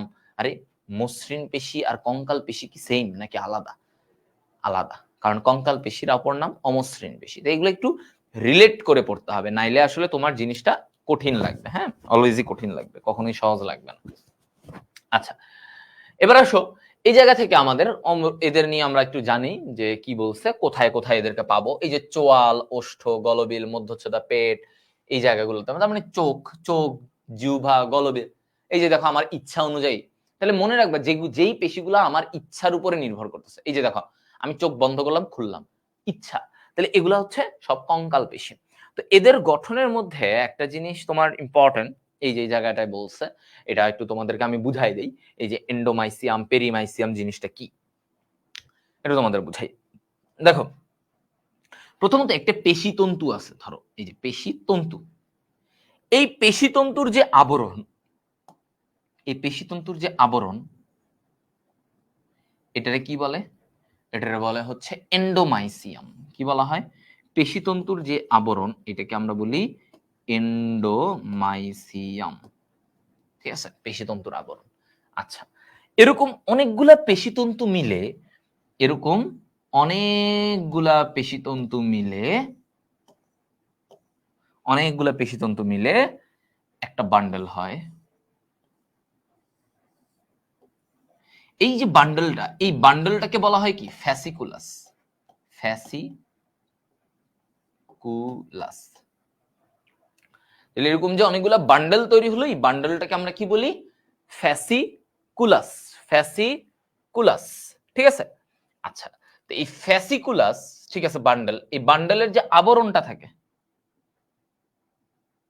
এই বান্ডেলের যে আবরণটা, হ্যাঁ, এই ফ্যাসিকুলাসের বান্ডেলের যে আবরণ, এটারে আমরা কি বলি? এটারে আমরা বলি পেরিমাইসিয়াম। এই ফ্যাসিকুলাস একটা বান্ডেল, এটার আবরণের নাম কি? পেরিমাইসিয়াম। তাহলে বুঝছো? দেখো, প্রথমে একটা তন্তু, ওর আবরণটাকে আমরা বলি এন্ডোমাইসিয়াম। এরকম অনেকগুলা তন্তু মিলে একটা বান্ডেল হয়, বান্ডেলটাকে আমরা বলি ফ্যাসিকুলাস। ওই ফ্যাসিকুলাসের যে আবরণটা, বান্ডেলের আবরণ, এটারে বলি পেরিমাইসিয়াম।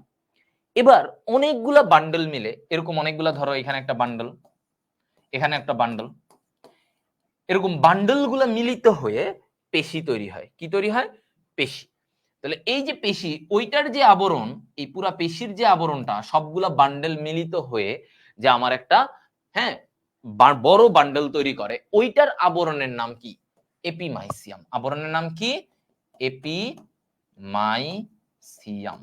ঠিক আছে, তার মানে অনেকগুলা ফ্যাসিকুলাস মিলে একটা বড় বান্ডেল তৈরি করে, এই বড় বান্ডেলের নাম কি? এপি। বড় বান্ডেলের যে আবরণের নাম, সেটার নাম কি? এপিমাইসিয়াম। ওকে, ডান।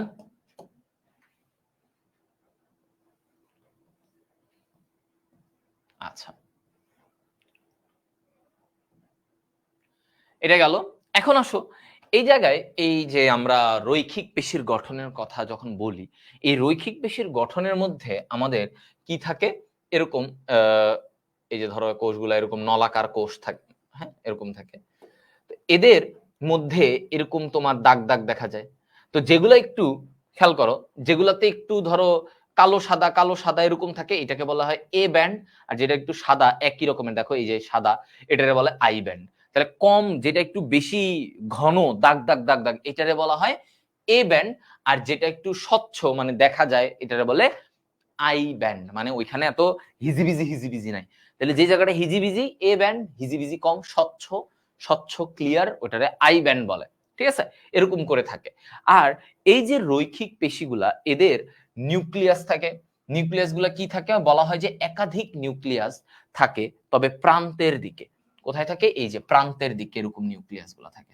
নিউক্লিয়াস গুলো কোথায় থাকে বলতো? একাধিক নিউক্লিয়াস থাকে এই রৈখিক পেশিতে। একাধিক নিউক্লিয়াস থাকে প্রান্তের দিকে, প্রান্তের দিকে। এবং এইদের মাঝখানে এরকম দাগ দাগ দেখা যায়, এই কারণে এদেরকে বলা হয় রৈখিক পেশি। এরকম দাগ দাগ অনুপ্রস্থ রেখা দেখা যায়, এটাকে কি বলা হয়? অনুপ্রস্থ রেখা।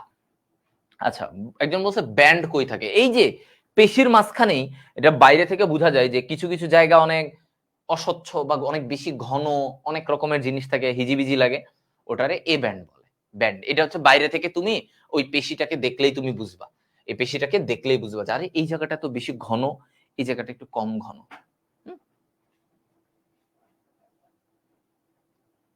আচ্ছা, এবার আসো কঙ্কাল পেশির কাজ। তাহলে কঙ্কাল পেশির কাজ, এখানে বলছে মানবদেহে বিদ্যমান 656টি কঙ্কাল বা ঐচ্ছিক পেশি সমন্বিতভাবে নিচে বর্ণিত প্রধান কাজগুলো করে। আচ্ছা, তো এই জায়গায় আমাদের পেশিগুলা কি কাজ করে? ধরো তাপ নিয়ন্ত্রণ, সুরক্ষা দেয়, চলাচলে সাহায্য করে, এগুলো বেসিক কথা। তবে এখানে কিছু তথ্য আছে, এই তথ্যগুলো একটু মনে রাখো। যেমন আমাদের সবচেয়ে বড় পেশি কোনটা? কোমরের নিচে নিতম্বের যে পেশি, গ্লুটিয়াস ম্যাক্সিমাস, সবচেয়ে বড় পেশি গ্লুটিয়াস ম্যাক্সিমাস। সবচেয়ে ছোট পেশি কোনটা? আমাদের যে ছোট অস্থি আছে না, নাম কি? স্টেপিস। এই স্টেপিসের সাথে যে পেশিটা আছে সেটাকে বলা হয় স্টেপেডিয়াস। সেটাকে কি বলা হয়? স্টেপেডিয়াস পেশি। তাহলে সবচেয়ে ছোট পেশিটার নাম হচ্ছে স্টেপেডিয়াস পেশি। সবচেয়ে দীর্ঘ পেশিটার নাম কি? সার্টোরিয়াস পেশি। লম্বা, এই যে পায়ের এইদিকে, পায়ে কোমর থেকে পায়ের নিচ পর্যন্ত, মানে হাঁটু পর্যন্ত আছে একটা লম্বা পেশি, চিকন লম্বা, এটাকে বলা হয় সার্টোরিয়াস। কি নাম? সার্টোরিয়াস। একজন বলছে মায়োফাইব্রিল কি ভাইয়া? মায়োফাইব্রিল হচ্ছে তন্তু, পেশির ভিতরে যে চিকন চিকন সুতার মতো তন্তু থাকে না, এগুলাকে বলা হয় মায়োফাইব্রিল। এগুলাই সংকোচন প্রসারণ হয়, সংকোচন প্রসারণ। এই মায়োফাইব্রিল কি দিয়ে তৈরি? অ্যাক্টিন আর মায়োসিন দিয়ে। অ্যাক্টিন আর মায়োসিন দিয়ে এটা তৈরি। ওকে,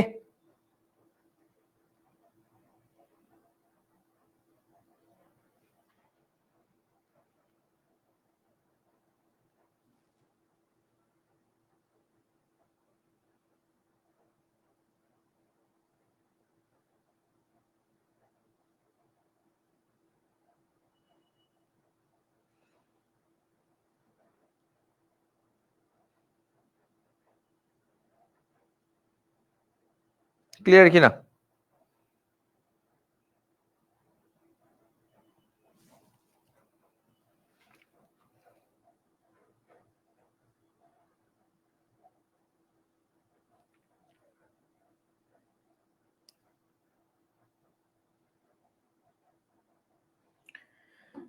ওকে, ডান। এবার আসো, তারপরে কি বলছে এই কঙ্কাল পেশির প্রকারভেদ। তাইলে আমার একটা হচ্ছে ফ্লেক্সর পেশি আছে, কি বলা হয়? ফ্লেক্সর পেশি, বাইসেপস। এই যে আমাদের এখানে বাইসেপস, এটা হচ্ছে ফ্লেক্সর। হ্যাঁ, এরকম সংকোচন করা যায়।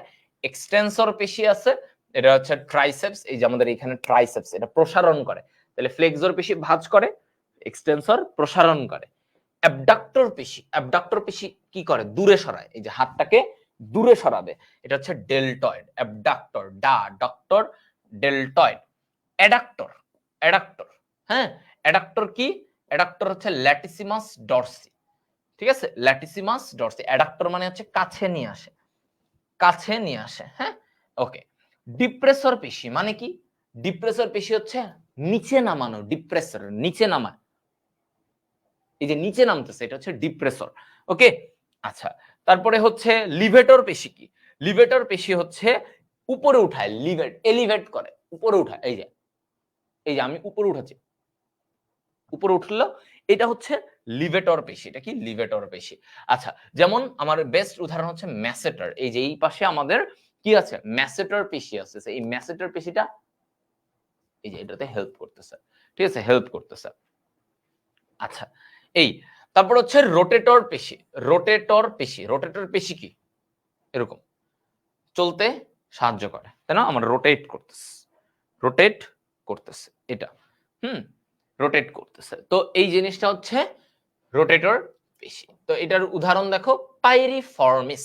পাইরিফর্মিস, তাহলে এই যে নিচের দিকে কোমরের এখানে পাইরিফর্মিস আছে। তো পাইরিফর্মিস হচ্ছে এই যে এরকম ঘুরায়, ধরো আমার পাটাকে এইভাবে ঘুরাবে, এই যে হচ্ছে রোটেটর পেশির কাজ। ঠিক আছে, রোটেটর পেশির কাজ কি? পাটাকে এভাবে ঘুরাবে, রোটেটর, রোটেট করাবে। আচ্ছা, এরপরে দেখো অনৈচ্ছিক, মসৃণ অথবা অরৈখিক অথবা ভিসারাল পেশি। ভিসারাল পেশি, অনৈচ্ছিক বা ভিসারাল পেশি। তো ভিসারাল পেশির এখানে দেখো আমার কি বলছে, এটা কোনো কিছু দ্বারা, আমাদের ইচ্ছা দ্বারা নিয়ন্ত্রিত না, এটা নিজের নিজের মতো কাজ করবে। ঠিক আছে, তো এইটাতে আমাকে কি বলছে? ভিসারাল পেশিগুলো কোথায় পাওয়া যায়? যেগুলো নিজেদের মতো করে কাজ করে, মসৃণ পেশিও বলা হয়। কেন মসৃণ? কারণ তারা দেখতেই যে দেখো এরকম, এবং ওদের কোনো এরকম দাগ দাগ কিছু দেখা যায় না, অনুপ্রস্থ দাগ নাই। ওদের একটাই নিউক্লিয়াস থাকে, এই যে মাঝখানে একটা নিউক্লিয়াস থাকে। ওকে, এটা হচ্ছে ওদের গঠন, মাকু আকৃতির। এই কোষের আকৃতিটাকে কি বলে? মাকু আকৃতি। ওকে, এটা হচ্ছে মসৃণ পেশি। তো মসৃণ পেশিগুলো দেখো এমন সব জায়গা আছে যেই জায়গাটারে তুমি কখনোই কিছুই করতে পারবা না। যেমন দেখো, তুমি কি পৌষ্টিক নালীকে নাড়াইতে পারবা? পারবা না। রক্তনালী, শ্বাসনালী, মূত্রথলি, তোমার ইচ্ছায় নির্ভর করে। জরায়ু, তোমার ইচ্ছার উপরে ওরা কাজ করে না, পারি না। তখন আমি চাচ্ছি যে ধরো আমার মুখের এটাকে নাড়াবো, পারতেছি। কারণ কি? এটা আমার কঙ্কাল পেশি, এটার উপর আমার নিয়ন্ত্রণ আছে।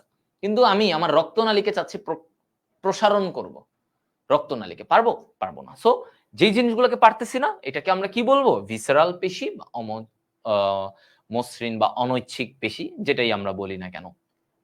আচ্ছা, হৃদপেশি বা কার্ডিয়াক পেশি। হৃদপেশি তার মানে মায়োকার্ডিয়ামের আমাদের যে পেশিগুলা, হৃদপেশি আমরা বলতেছি।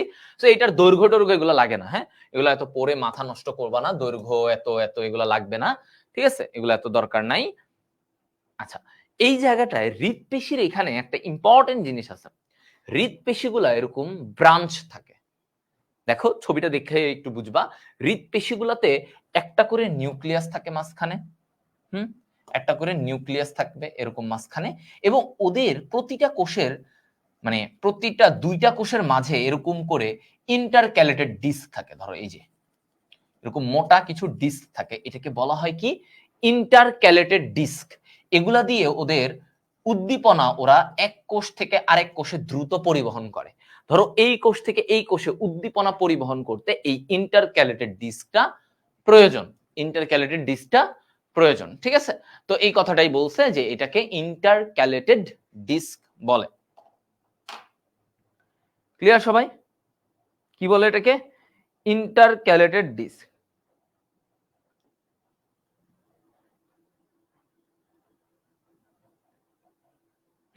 তাহলে তোমাদেরকে প্রশ্ন আসে যে ইন্টারক্যালেটেড ডিস্ক কার থাকে? তোমাদেরকে এরকম ভাবেই প্রশ্ন দেয়, ইন্টারক্যালেটেড ডিস্ক কার থাকে? এটা হচ্ছে হৃদ পেশির থাকে। কার থাকবে? হৃদ পেশির ইন্টারক্যালেটেড ডিস্ক থাকে। ওকে, আচ্ছা। তো এই কথাটা গেল, এই জিনিস আমরা বুঝে গেলাম এখানে। তো বলা হয় ওর এখানে অনেক মাইটোকন্ড্রিয়া। মনে রাখবা হৃদ পেশিতে ইন্টারক্যালেটেড ডিস্ক কি কাজ করে বলছিলাম? যে উদ্দীপনা দ্রুত পরিবহন করতে পারে এখান থেকে এখানে, এখান থেকে এখানে, দ্রুত পরিবহনের জন্য এদের মাঝে এই ইন্টারক্যালেটেড ডিস্ক থাকে। এরপরে আসো ওদের জিনিসগুলো, যেটা আমরা বলি যে ওদের সংকোচন প্রসারণ ক্ষমতা পরিমিতভাবে দ্রুত, নিঃশ্বাস কাল সবচেয়ে বড়, আর সহজে ক্লান্ত হয় না। ওরা কিন্তু সহজে ক্লান্ত হয় না, অনেক কাজ করতে পারে। তো কাজ করতে পারে কেন? ওদের দেখো মাইটোকন্ড্রিয়া প্রচুর থাকে, অধিক মাইটোকন্ড্রিয়া থাকে। এটা একটা বলা হয় যে হৃদপেশিতে প্রচুর মাইটোকন্ড্রিয়া থাকে, যার কারণে তাদের কাজ করতে হয়। হ্যাঁ, তো এগুলা এখানে পার্থক্য অলরেডি আমরা সব বলে ফেলছি। পার্থক্যগুলো একবার দেখবা, এটা তোমাদের রিটেনে আসে, এগুলা রিটেনে আসে, এটা রিটেনে আসে। আচ্ছা, গেল।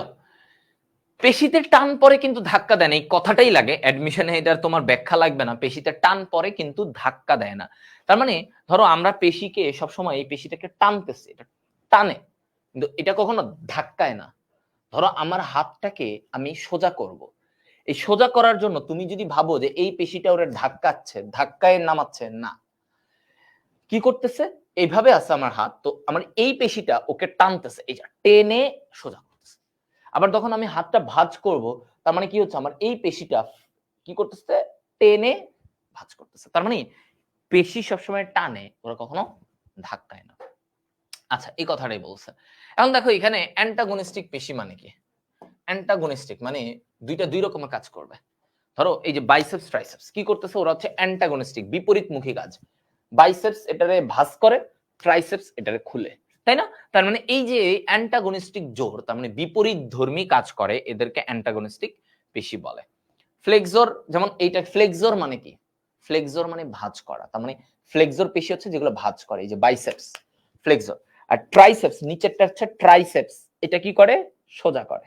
তাহলে ট্রাইসেপস হচ্ছে প্রসারণ বা এক্সটেনসর, এক্সটেন্ড করে। এই কাজ। আচ্ছা, এগুলা গেল। এখানে কিছু না। লিভারের গঠন। আচ্ছা, লিভারের গঠন, এই জায়গায় তোমাদের একটা জিনিস মনে রাখতে হবে। লিভারে উদাহরণগুলো আমাদের সবচেয়ে বেশি আসে। লিভার কি? একটা কাজকে সহজ করে দেয়। লিভার কি করে? একটা কাজকে সহজ করে দেয়, ঠিক আছে? যেমন ধরো 3 ধরনের লিভার আছে।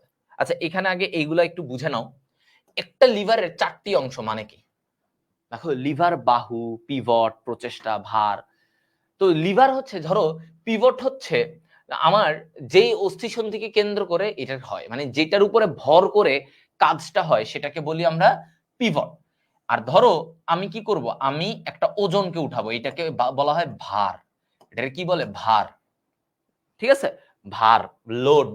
মানে আমি ধরো কি করব, ধরো আমার কাছে কিবোর্ড আছে, আমি এই কিবোর্ডটা হচ্ছে আমার কাছে কি একটা ভার, ওজন, লোড। আমি এটার উপরে উঠাবো, হ্যাঁ, বা আমি এটাকে এমনে নিব। তাহলে আমি কিসের উপরে ভিত্তি করে এটা এমনে নিচ্ছি? আমার কনুইটাকে দেখো, এভাবে ছিল এই, তাহলে কনুইটা হচ্ছে এখানে পিভটের মতো। আর আমার এখানে কিন্তু কি আছে? পেশি। পেশিটাই তোকে টেনে আনতেছে।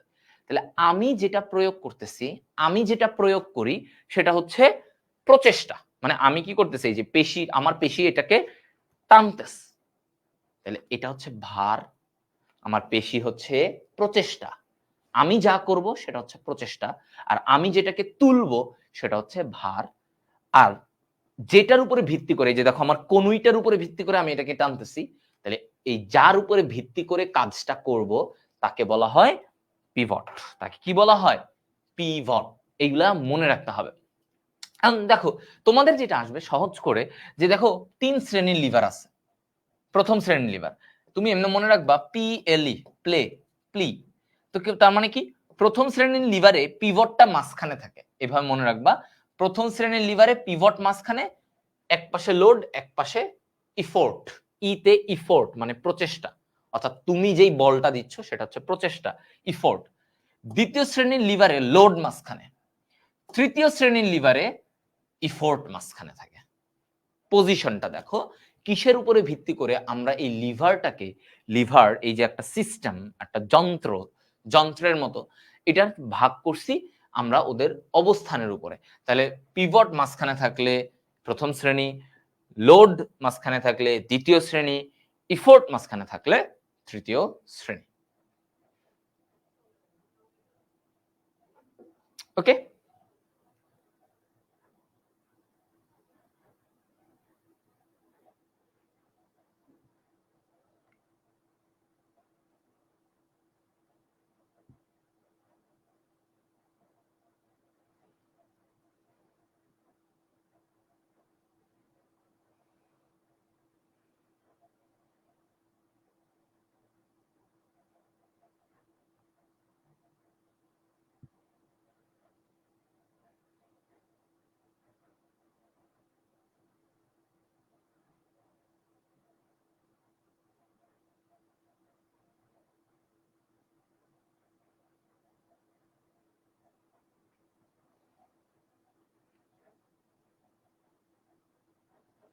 ওকে, আচ্ছা বুঝছে। তোমরা কিছু জানাও না কেন? আচ্ছা দেখো, PLE প্রথম শ্রেণীর লিভার, তাহলে প্রথম শ্রেণীর লিভারে আমরা বলতেছি যে কাচি, কাচি। প্রথম শ্রেণীর লিভারে মাঝখানে কোনটা? পিভট। দেখো এটার উদাহরণ কি? কাচি। এটার উদাহরণ হচ্ছে কাচি। ওকে, এরপরে বলছে কি, এখানে মাথা ও প্রথম কশেরুকার মধ্যবর্তী সন্ধিটা, তাহলে মাথা আর প্রথম কশেরুকার এই যে মাঝামাঝি যে জায়গাটা, এই সন্ধিটা, এইটা হচ্ছে প্রথম শ্রেণীর লিভার। এগুলো বলছে, তাহলে কাচি এবং হচ্ছে মাথা ও প্রথম শ্রেণীর লিভার। তারপরে এইটাতে কি পাওয়া যায়? এই লিভারের মাধ্যমে আমরা অল্প বল প্রয়োগে বেশি ফল পাওয়া যায়। মানে আমি অল্প একটু কাজ করব, অল্প একটু বল দিব, আমার অনেক কাজ হবে। কেচিতে কি হয়? একটু জাস্ট তুমি একটু এমনি দাও, কেটে যায়, কাপড় কিন্তু কেটে যায়। আচ্ছা, তারপর হচ্ছে দ্বিতীয় শ্রেণীর লিভারে দেখো, দ্বিতীয় শ্রেণীর লিভারে লোডটা মাঝখানে, আমরা কি বলছি? লোড। ধরো এই পাশে পিভট, এই পাশে মাঝখানে লোড, আরেক পাশে ইফোর্ট। তো তুমি দেখো দ্বিতীয় শ্রেণীর লিভারে যেমন আমরা বলি যে ঠেলা গাড়ি, প্রথম কথা এটার উদাহরণ কি? ঠেলা গাড়ির উদাহরণ। ঠেলা গাড়িতে কি হয়? ঠেলা গাড়িতে দেখো মাঝখানে এরকম যে ঠেলা গাড়িগুলো থাকে, সামনে চাকা, এদিকে হচ্ছে যে ভ্যানের মতো এরকম থাকে, তারপরে এদিকে ধরার মতো একটা জায়গা থাকে, দেখছো সামনে চাকাটা থাকে, এরকম ঠেলা গাড়িগুলো থাকে। তাহলে এই যে দেখো ওর কিন্তু মাঝখানে ভার, ওই যে ময়লা ডাস্টবিনের ময়লা টয়লা এগুলা এখানে, সামনে কিন্তু চাকা পিভট, আর এই পাশ দিয়ে সে ঠেলতে থাকে, তার মানে ওই যে লোকটা ঠেলতে থাকে, ঠেলা গাড়ির লোক। তাহলে এই যে দেখো এই গঠনটা হচ্ছে দ্বিতীয় শ্রেণীর লিভার। তাহলে দ্বিতীয় শ্রেণীর লিভারের আরেকটা উদাহরণ হচ্ছে যে আমরা পায়ের আঙ্গুলের ডগে এমনি দাঁড়াই, আঙ্গুলের ডগে ধরো ওই যে তোমার পিছন থেকে দেখা যাচ্ছে না ছবিতে, তুমি কি করো? পিছনে দাঁড়ায় আস্তে করে পায়ের আঙ্গুলের ডগায় দাঁড়াও না, এই জিনিসটা হচ্ছে দ্বিতীয় শ্রেণীর লিভার। সামান্য প্রচেষ্টায় বেশি ওজনকে উপরে তুলে ধরা সহজ হয়। তার মানে আমার একটু এই যে আঙ্গুলের উপরে একটু দাঁড়ায় আমি এটা দেখবো, ঠিক আছে, আঙ্গুলের উপরে একটু দাঁড়ায় দেখবো, এটা হচ্ছে কি দ্বিতীয় শ্রেণীর লিভার। হ্যাঁ, দ্বিতীয় শ্রেণীর লিভার। আচ্ছা, তারপর হচ্ছে তৃতীয় শ্রেণীর লিভার। তৃতীয় শ্রেণীর লিভার কি বলছে দেখো, তৃতীয় শ্রেণীর লিভার বলছে যে এটা কই থাকে, এটা এই ধরনের লিভারের প্রচেষ্টা থাকে পিভট আর ভারের মাঝখানে নখ কাটার যন্ত্রের কথা উল্লেখ করা হয়, নেল ফ্লিপার, নখ কাটার যন্ত্র, ঠিক আছে, নখ কাটার যন্ত্রে এটা দেখা যায়।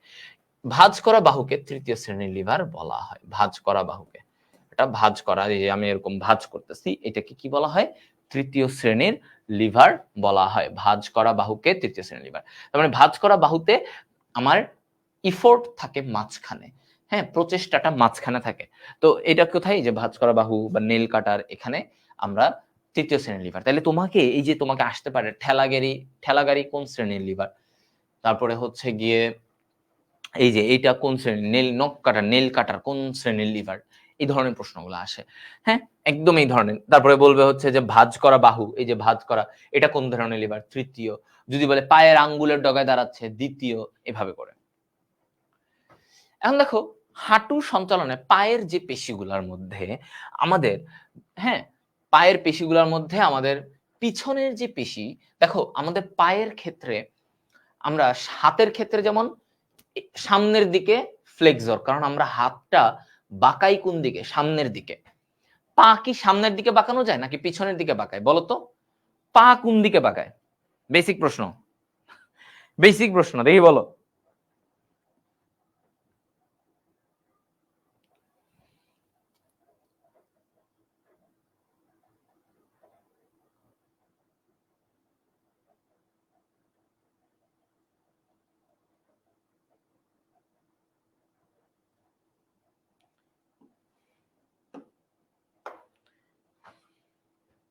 ওকে, তাহলে আমরা পাটাকে কোন দিকে বাঁকাই? পিছনে। ভেরি গুড, পিছনের দিকে। তাহলে এই যে পিছনের এই জায়গাটা, আমাদেরকে এই পেশিটাকে আমরা বলি হ্যামস্ট্রিং পেশি। হ্যাঁ, ওকে, এইটাকে হচ্ছে পিছনে, এই যে পিছনে বাঁকাচ্ছি। তাহলে পিছনের এই যে আমার ফিমারের পিছনে যে পেশি, এগুলোকে হ্যামস্ট্রিং পেশি বলে। হ্যামস্ট্রিং পেশি, খেয়াল করো, হ্যামস্ট্রিং পেশি তিনটি পেশি নিয়ে গঠিত। কি কি? তিনটা পেশি, আমরা বলি BSS, biceps femoris, semi membranosus, semi tendinosus. কি কি বলি? তিনটা পেশি আছে, biceps femoris, biceps femoris, semi tendinosus, semi tendinosus, আর একটা হচ্ছে সেমি মেমব্রেনোসাস, সেমি মেমব্রেনোসাস।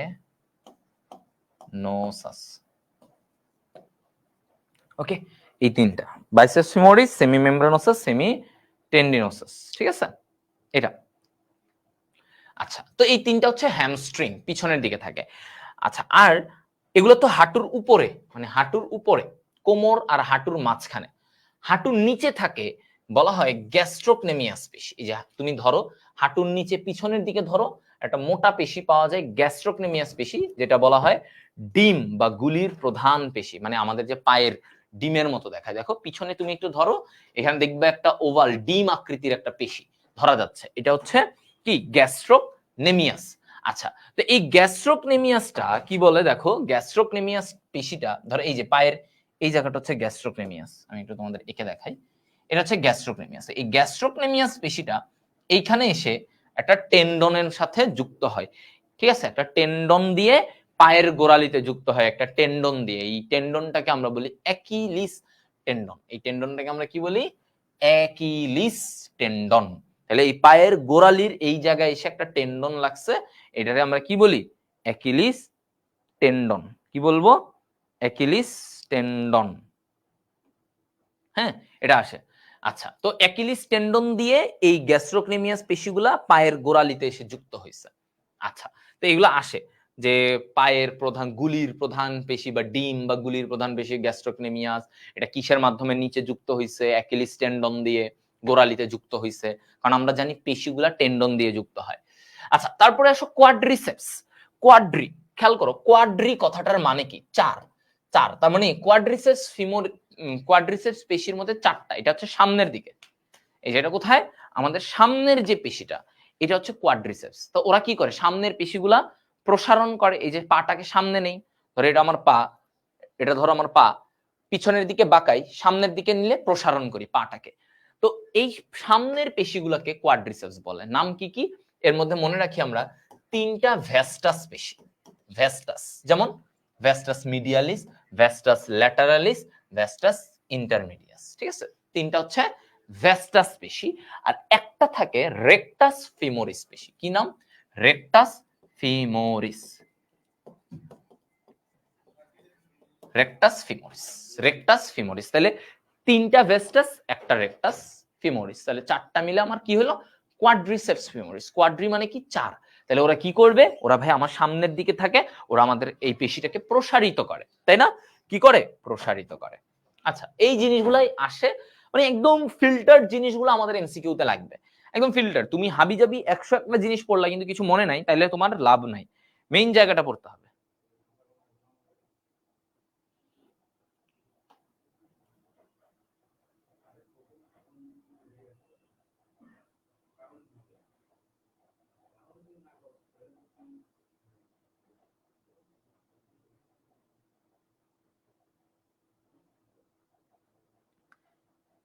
ওকে,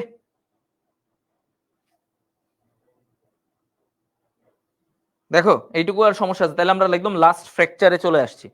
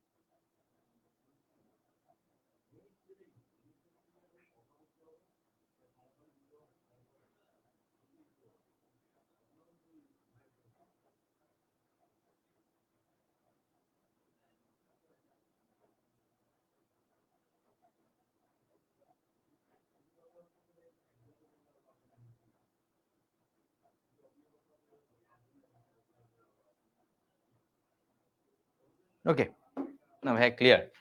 আচ্ছা, একজন খালি বলে, বাকিরা ঘুমাচ্ছে। ওকে, যাই হোক, ফ্র্যাকচার, অস্থি ভঙ্গ মানে ভেঙে গেছে একটা জায়গায়, তো এখানে দেখো কি বরাবর ভাঙলো সেটার উপরে ভিত্তি করে আমার একটা ফ্র্যাকচার হতে পারে। যে অনুপ্রস্থ এরকম এভাবে ভেঙে গেছে, অনুপ্রস্থ ফ্র্যাকচার। এরপরে ধর রৈখিক ফ্র্যাকচার, একটা রেখার মতো এরকম ভাবে একটা ভেঙে গেল একটু। তারপরে কি হতে পারে? নাম দেখবা, তির্যক, একটু, হ্যাঁ, একটু এরকম বেঁকে তির্যক ভাবে ভেঙে গেছে, হ্যাঁ, তির্যক, তির্যক ফ্র্যাকচার। সর্পিলাকার অস্থিভঙ্গ, তাহলে সর্পিলাকার কি? সর্পিলাকার কি? এই যে এইরকম সর্পিলাকার, সর্পিল করে এভাবে ভেঙে গেছে।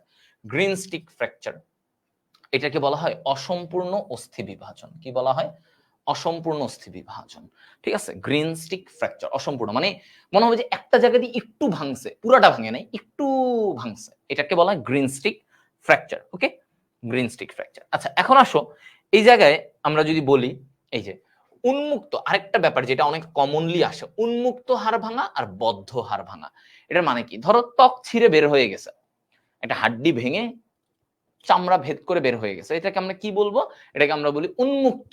আর যেটা ভিতরেই আছে, ভেঙে বের হয় নাই, ভিতরের দিকেই আছে, এটাকে আমরা বলি কি? এটাকে আমরা বলি হচ্ছে বদ্ধ। এটাকে আমরা বলি কি? বদ্ধ।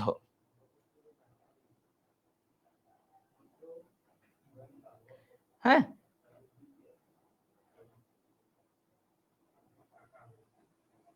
ওকে, দেখো তাহলে বদ্ধ হচ্ছে ভিতরে থাকবে, আর উন্মুক্ত হচ্ছে চামড়া ভেদ করে বাইরে বের হয়ে গেছে, এটা। এখন আমরা যেগুলো দেখি, যে দেখো একটা বলা হচ্ছে যে সাধারণ হাড় ভাঙা, সাধারণ হাড় ভাঙা বা এটার আরেকটা নাম কি? বদ্ধ। এগুলো আসে, আমাদের সময় এটা আসছিল যে সাধারণ হাড় ভাঙার অপর নাম কি? তো এটা কি? বদ্ধ হাড় ভাঙা। তাহলে এটাতে বলছে চামড়া বিদীর্ণ করে বের হয় না, এটাকে আমরা বলি কি? বদ্ধ হাড় ভাঙা। হ্যাঁ, বদ্ধ হাড় ভাঙা। তো দেখো, বলা হচ্ছে যে সাধারণ মানে সিম্পল একটা ভাঙলো, ভেঙে ভিতরেই আছে, হাড্ডিটা ভেঙে ভিতরের দিকেই আছে, সাধারণ। এগুলো লক্ষণ টক্ষণ লাগে না তোমাদের, লক্ষণ দরকার নাই। যৌগিক বা উন্মুক্ত, যৌগিক বা উন্মুক্ত ধরনের হাড় ভাঙা কি? যৌগিক হাড় ভাঙা কি? যে আমার ভেঙে একটা পিস হয়ে গেছে, ভেঙে এরকম খণ্ড বের পিস হয়ে বাইরে বের হয়েছে, এটাকে আমরা বলি, হ্যাঁ, এটাকে আমরা বলি কি? উন্মুক্ত ধরনের হাড় ভাঙা। তাহলে ভেঙে এটা চামড়া ভেদ করে বাইরে বের হয়ে গেছে, এটাকে আমরা বলি উন্মুক্ত ধরনের হাড় ভাঙা। আচ্ছা আচ্ছা, সর্পিল আর তির্যক। আচ্ছা দেখো, তির্যক হচ্ছে ধরো আমার জাস্ট এমনি একটা এরকম কোনাকুনি ভাবে একটু ভাঙছে, আর সর্পিল হচ্ছে একদম জাস্ট সামনাসামনি না, একদম ঘুরে পিছন দিকেও এমনি ভাঙছে। সর্পিল হচ্ছে সামনের দিকে ভেঙে পিছনেও এমনি ভাঙছে, আর তির্যক হচ্ছে জাস্ট ধরো সামনে এরকম অবলিকলি একটা ফাটল ধরছে, এটা হচ্ছে তির্যক। আচ্ছা, যৌগিক তার মানে চামড়া বের করে বের হয়েছে খারাপ অবস্থা, এটার আরেকটা নাম কি? উন্মুক্ত। তাহলে যৌগিক হাড় ভাঙার অপর নাম কি? উন্মুক্ত হাড় ভাঙা। আর লাস্টলি আমাকে বলছে জটিল বা চাপা, মানে এটাতে অনেকগুলো টুকরা হয়ে যায়, মানে হাড্ডিটা ভাঙছে, ভেঙে ভিতরে কয়েকটা 4-5টা টুকরা হয়ে গেছে। তাহলে এই যে এটা একটা জটিল অবস্থা, মানে এটা মানে নরমালি হাড্ডিগুলো কি হয়? ভেঙে একটা ভাঙন ভেঙে থাকে, কিন্তু যদি এরকম হয় যে এটার উপর দিয়ে এরকম ছোট ছোট কয়েকটা টুকরা হয়ে গেছে, তাহলে এটার অবস্থা খুবই খারাপ, ক্রিটিক্যাল, জটিল বা চাপা। তাহলে নামগুলা যা জানলেই হয়, এখানে আর তেমন কিছু না। এখন অস্থি সন্ধির কথা একটা বলছে, দেখো অস্থি সন্ধি, এটা কি? তন্তুময়, তরুণাস্থিময়, সাইনোভিয়াল বা সচল অস্থি সন্ধি। ঠিক আছে, তরুণাস্থিময় অস্থি সন্ধি বা আংশিক সচল অস্থি সন্ধি এগুলা বলছে। তো অনর অস্থি সন্ধি মানে কি? করটিতে, এই যে আমাদের করটিতে এখানের অস্থি সন্ধিগুলা অনর, নাড়াচাড়া করা যাবে না। আরেকটা হচ্ছে আংশিক সচল অস্থি সন্ধি, মানে হালকা পাতলা নাড়াচাড়া করা যাবে, যেমন পিউবিস সিম্ফাইসিস, এটা হচ্ছে কোমরের নিচে এখানে থাকে পিউবিস সিম্ফাইসিস, এটা হালকা নাড়াচাড়া করা যায়। আর যেগুলো একদম নড়াচড়া করা যায়, যেমন এই যে কনুই, হ্যাঁ, তারপরে কবজি, এগুলো হচ্ছে সচল। তাহলে আমার 3 ধরনের আছে, অনর, আংশিক সচল, সচল। ঠিক আছে, ওকে, ফাইন। অস্থির স্থানচ্যুতি, স্থানচ্যুতি তো মনম বুঝো একটা জায়গা থেকে সরে গেছে, তাহলে এই যে ধরো কাঁধের এইগুলো থেকে এই জায়গায় ছিল হাড্ডিটা একটু সরে গেছে, কোমরের এখান থেকে সরে যেতে পারে, বিভিন্ন অ্যাক্সিডেন্টে হাঁটু থেকে সরে যেতে পারে, এগুলাই বলছে এখানে। এগুলো তেমন কিছু জানার নাই এখানে। মচকানোর স্থান, মচকানো মানে কি? এই জায়গাটা অনেকে ভুলে যায়। মচকানো মানে হচ্ছে তোমার লিগামেন্টের জায়গাটা একটু বেঁকে গেছে বা লিগামেন্টটা একটু টান পড়ছে জোরে, এগুলোকে বলে মচকানো। ঠিক আছে, লিগামেন্টটা এমন একটা জায়গায় পড়ছে, একটু আঘাত পাইছে লিগামেন্টে। ফ্র্যাকচার জিনিসটা হচ্ছে হাড্ডির সাথে, অস্থির সাথে, বাট মচকানো জিনিসটা লিগামেন্টে, লিগামেন্টে টান পড়ছে, টান পড়ে এটা বেঁকে গেছে, বেঁকে এটা হচ্ছে মচকানো। তো মচকানোর ঘটনা সবচেয়ে বেশি ঘটে গোড়ালিতে। গোড়ালিতে দেখা যায় যে একটু একটু বাঁকায় পড়লো, গোড়ালিতে টান পড়ে, মচকায় যায়। তো এইটা আরেকটা সবচেয়ে বেশি যেটা ক্ষতি হয় মানুষের, ছিঁড়ে যায় অনেকে যারা ফুটবল খেলে, সেটা হচ্ছে তাদের এই যে সামনে হাঁটুর সামনে একটা লিগামেন্ট থাকে, অ্যান্টেরিয়র ক্রুশিয়েট লিগামেন্ট, এই লিগামেন্টটা ছিঁড়ে গেলে তখন দেখা যায় যে তার হাঁটাচলা করতেই কষ্ট হয়। তাহলে এটাকে বলা হয় অ্যান্টেরিয়র ক্রুশিয়েট লিগামেন্ট বা এসিএল। এসিএল হাঁটুর সামনের দিকে থাকে। আর লাস্ট পয়েন্ট, সেটা হচ্ছে ধরো কারো মচকাইলো, কি হইলো, এখন ওই জায়গাটায় তুমি কি করবা? তুমি কি ট্রিটমেন্ট দিবা? একজন বলছে লিগামেন্ট কি, তার মানে সে আগের ক্লাসটা করে নাই। লিগামেন্ট হচ্ছে ভাইয়া দুইটা হাড্ডিরে জোড়া লাগায়, দুইটা হাড্ডির কে এরকম একটা সুতা দিয়ে যদি বেঁধে রাখো, ওই সুতাটা হচ্ছে লিগামেন্ট। বুঝছো? তোমার বডিতে এই যে বিভিন্ন জয়েন্টে জয়েন্টে লিগামেন্ট আছে, তারা কি করে? দুইটা হাড্ডিকে ধরে রাখে, জোড়া লাগায় রাখে। এগুলো হচ্ছে একটা তন্তুর মতো লিগামেন্ট, একটা দড়ি, মোটা দড়ির মতো, যে জোড়া লাগায় রাখে। আচ্ছা, তো তুমি কি করবা? প্রাথমিক চিকিৎসা, কোনো আঘাত পাইলো, মচকাইলো, বিশ্রাম নিতে দিবা, বরফ দিবা, সেখানে একটু ক্ষতটাকে পরিষ্কার করবা, সেখানে যদি কেটে যায় বা ছিলে যায়, এবং ওইটাকে একটু উঁচুতে রাখবা, হ্যাঁ, উঁচু জায়গায় রাখবা, সো দ্যাট তার রক্ত চলাচল স্বাভাবিক থাকে। এই কথাগুলাই বলে, এগুলাই লাগে তোমাদের।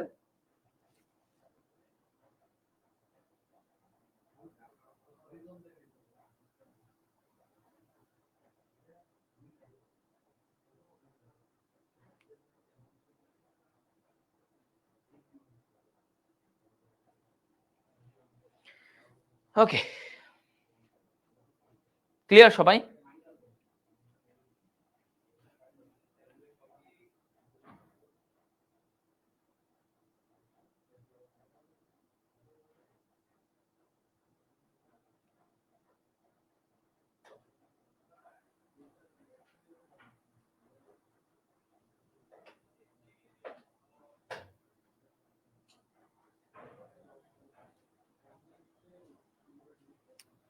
বলো। ওকে, ডান। তাহলে আমাদের আজকের মতো আমাদের চলন চ্যাপ্টারটা শেষ হয়ে গেল ইনশাল্লাহ। ইনশাল্লাহ তো এগুলাই লাস্টের দিকে যেগুলো তোমাদের বলছি, পেশি, পেশির উদাহরণ, লিভারের প্রকারভেদ, নাম, কোনটাকে কি বলে, হ্যাঁ, যৌগিক না উন্মুক্ত, এগুলা অনেক আসে। তারপরে হচ্ছে গিয়ে তোমার ওইদিকে তরুণাস্থির যে প্রকারভেদ এবং উদাহরণগুলা, হ্যাঁ, শ্বেততন্তুময় কোনটা, ক্যালসিফাইড তরুণাস্থি কোথায় থাকে, এগুলো অনেক আসে। হুম, এই জিনিসগুলো। ওকে, সো আজকে এতটুকুই থাকুক। ইনশাল্লাহ সামনে আবারও নেক্সট ক্লাসে দেখা হবে তোমাদের সাথে।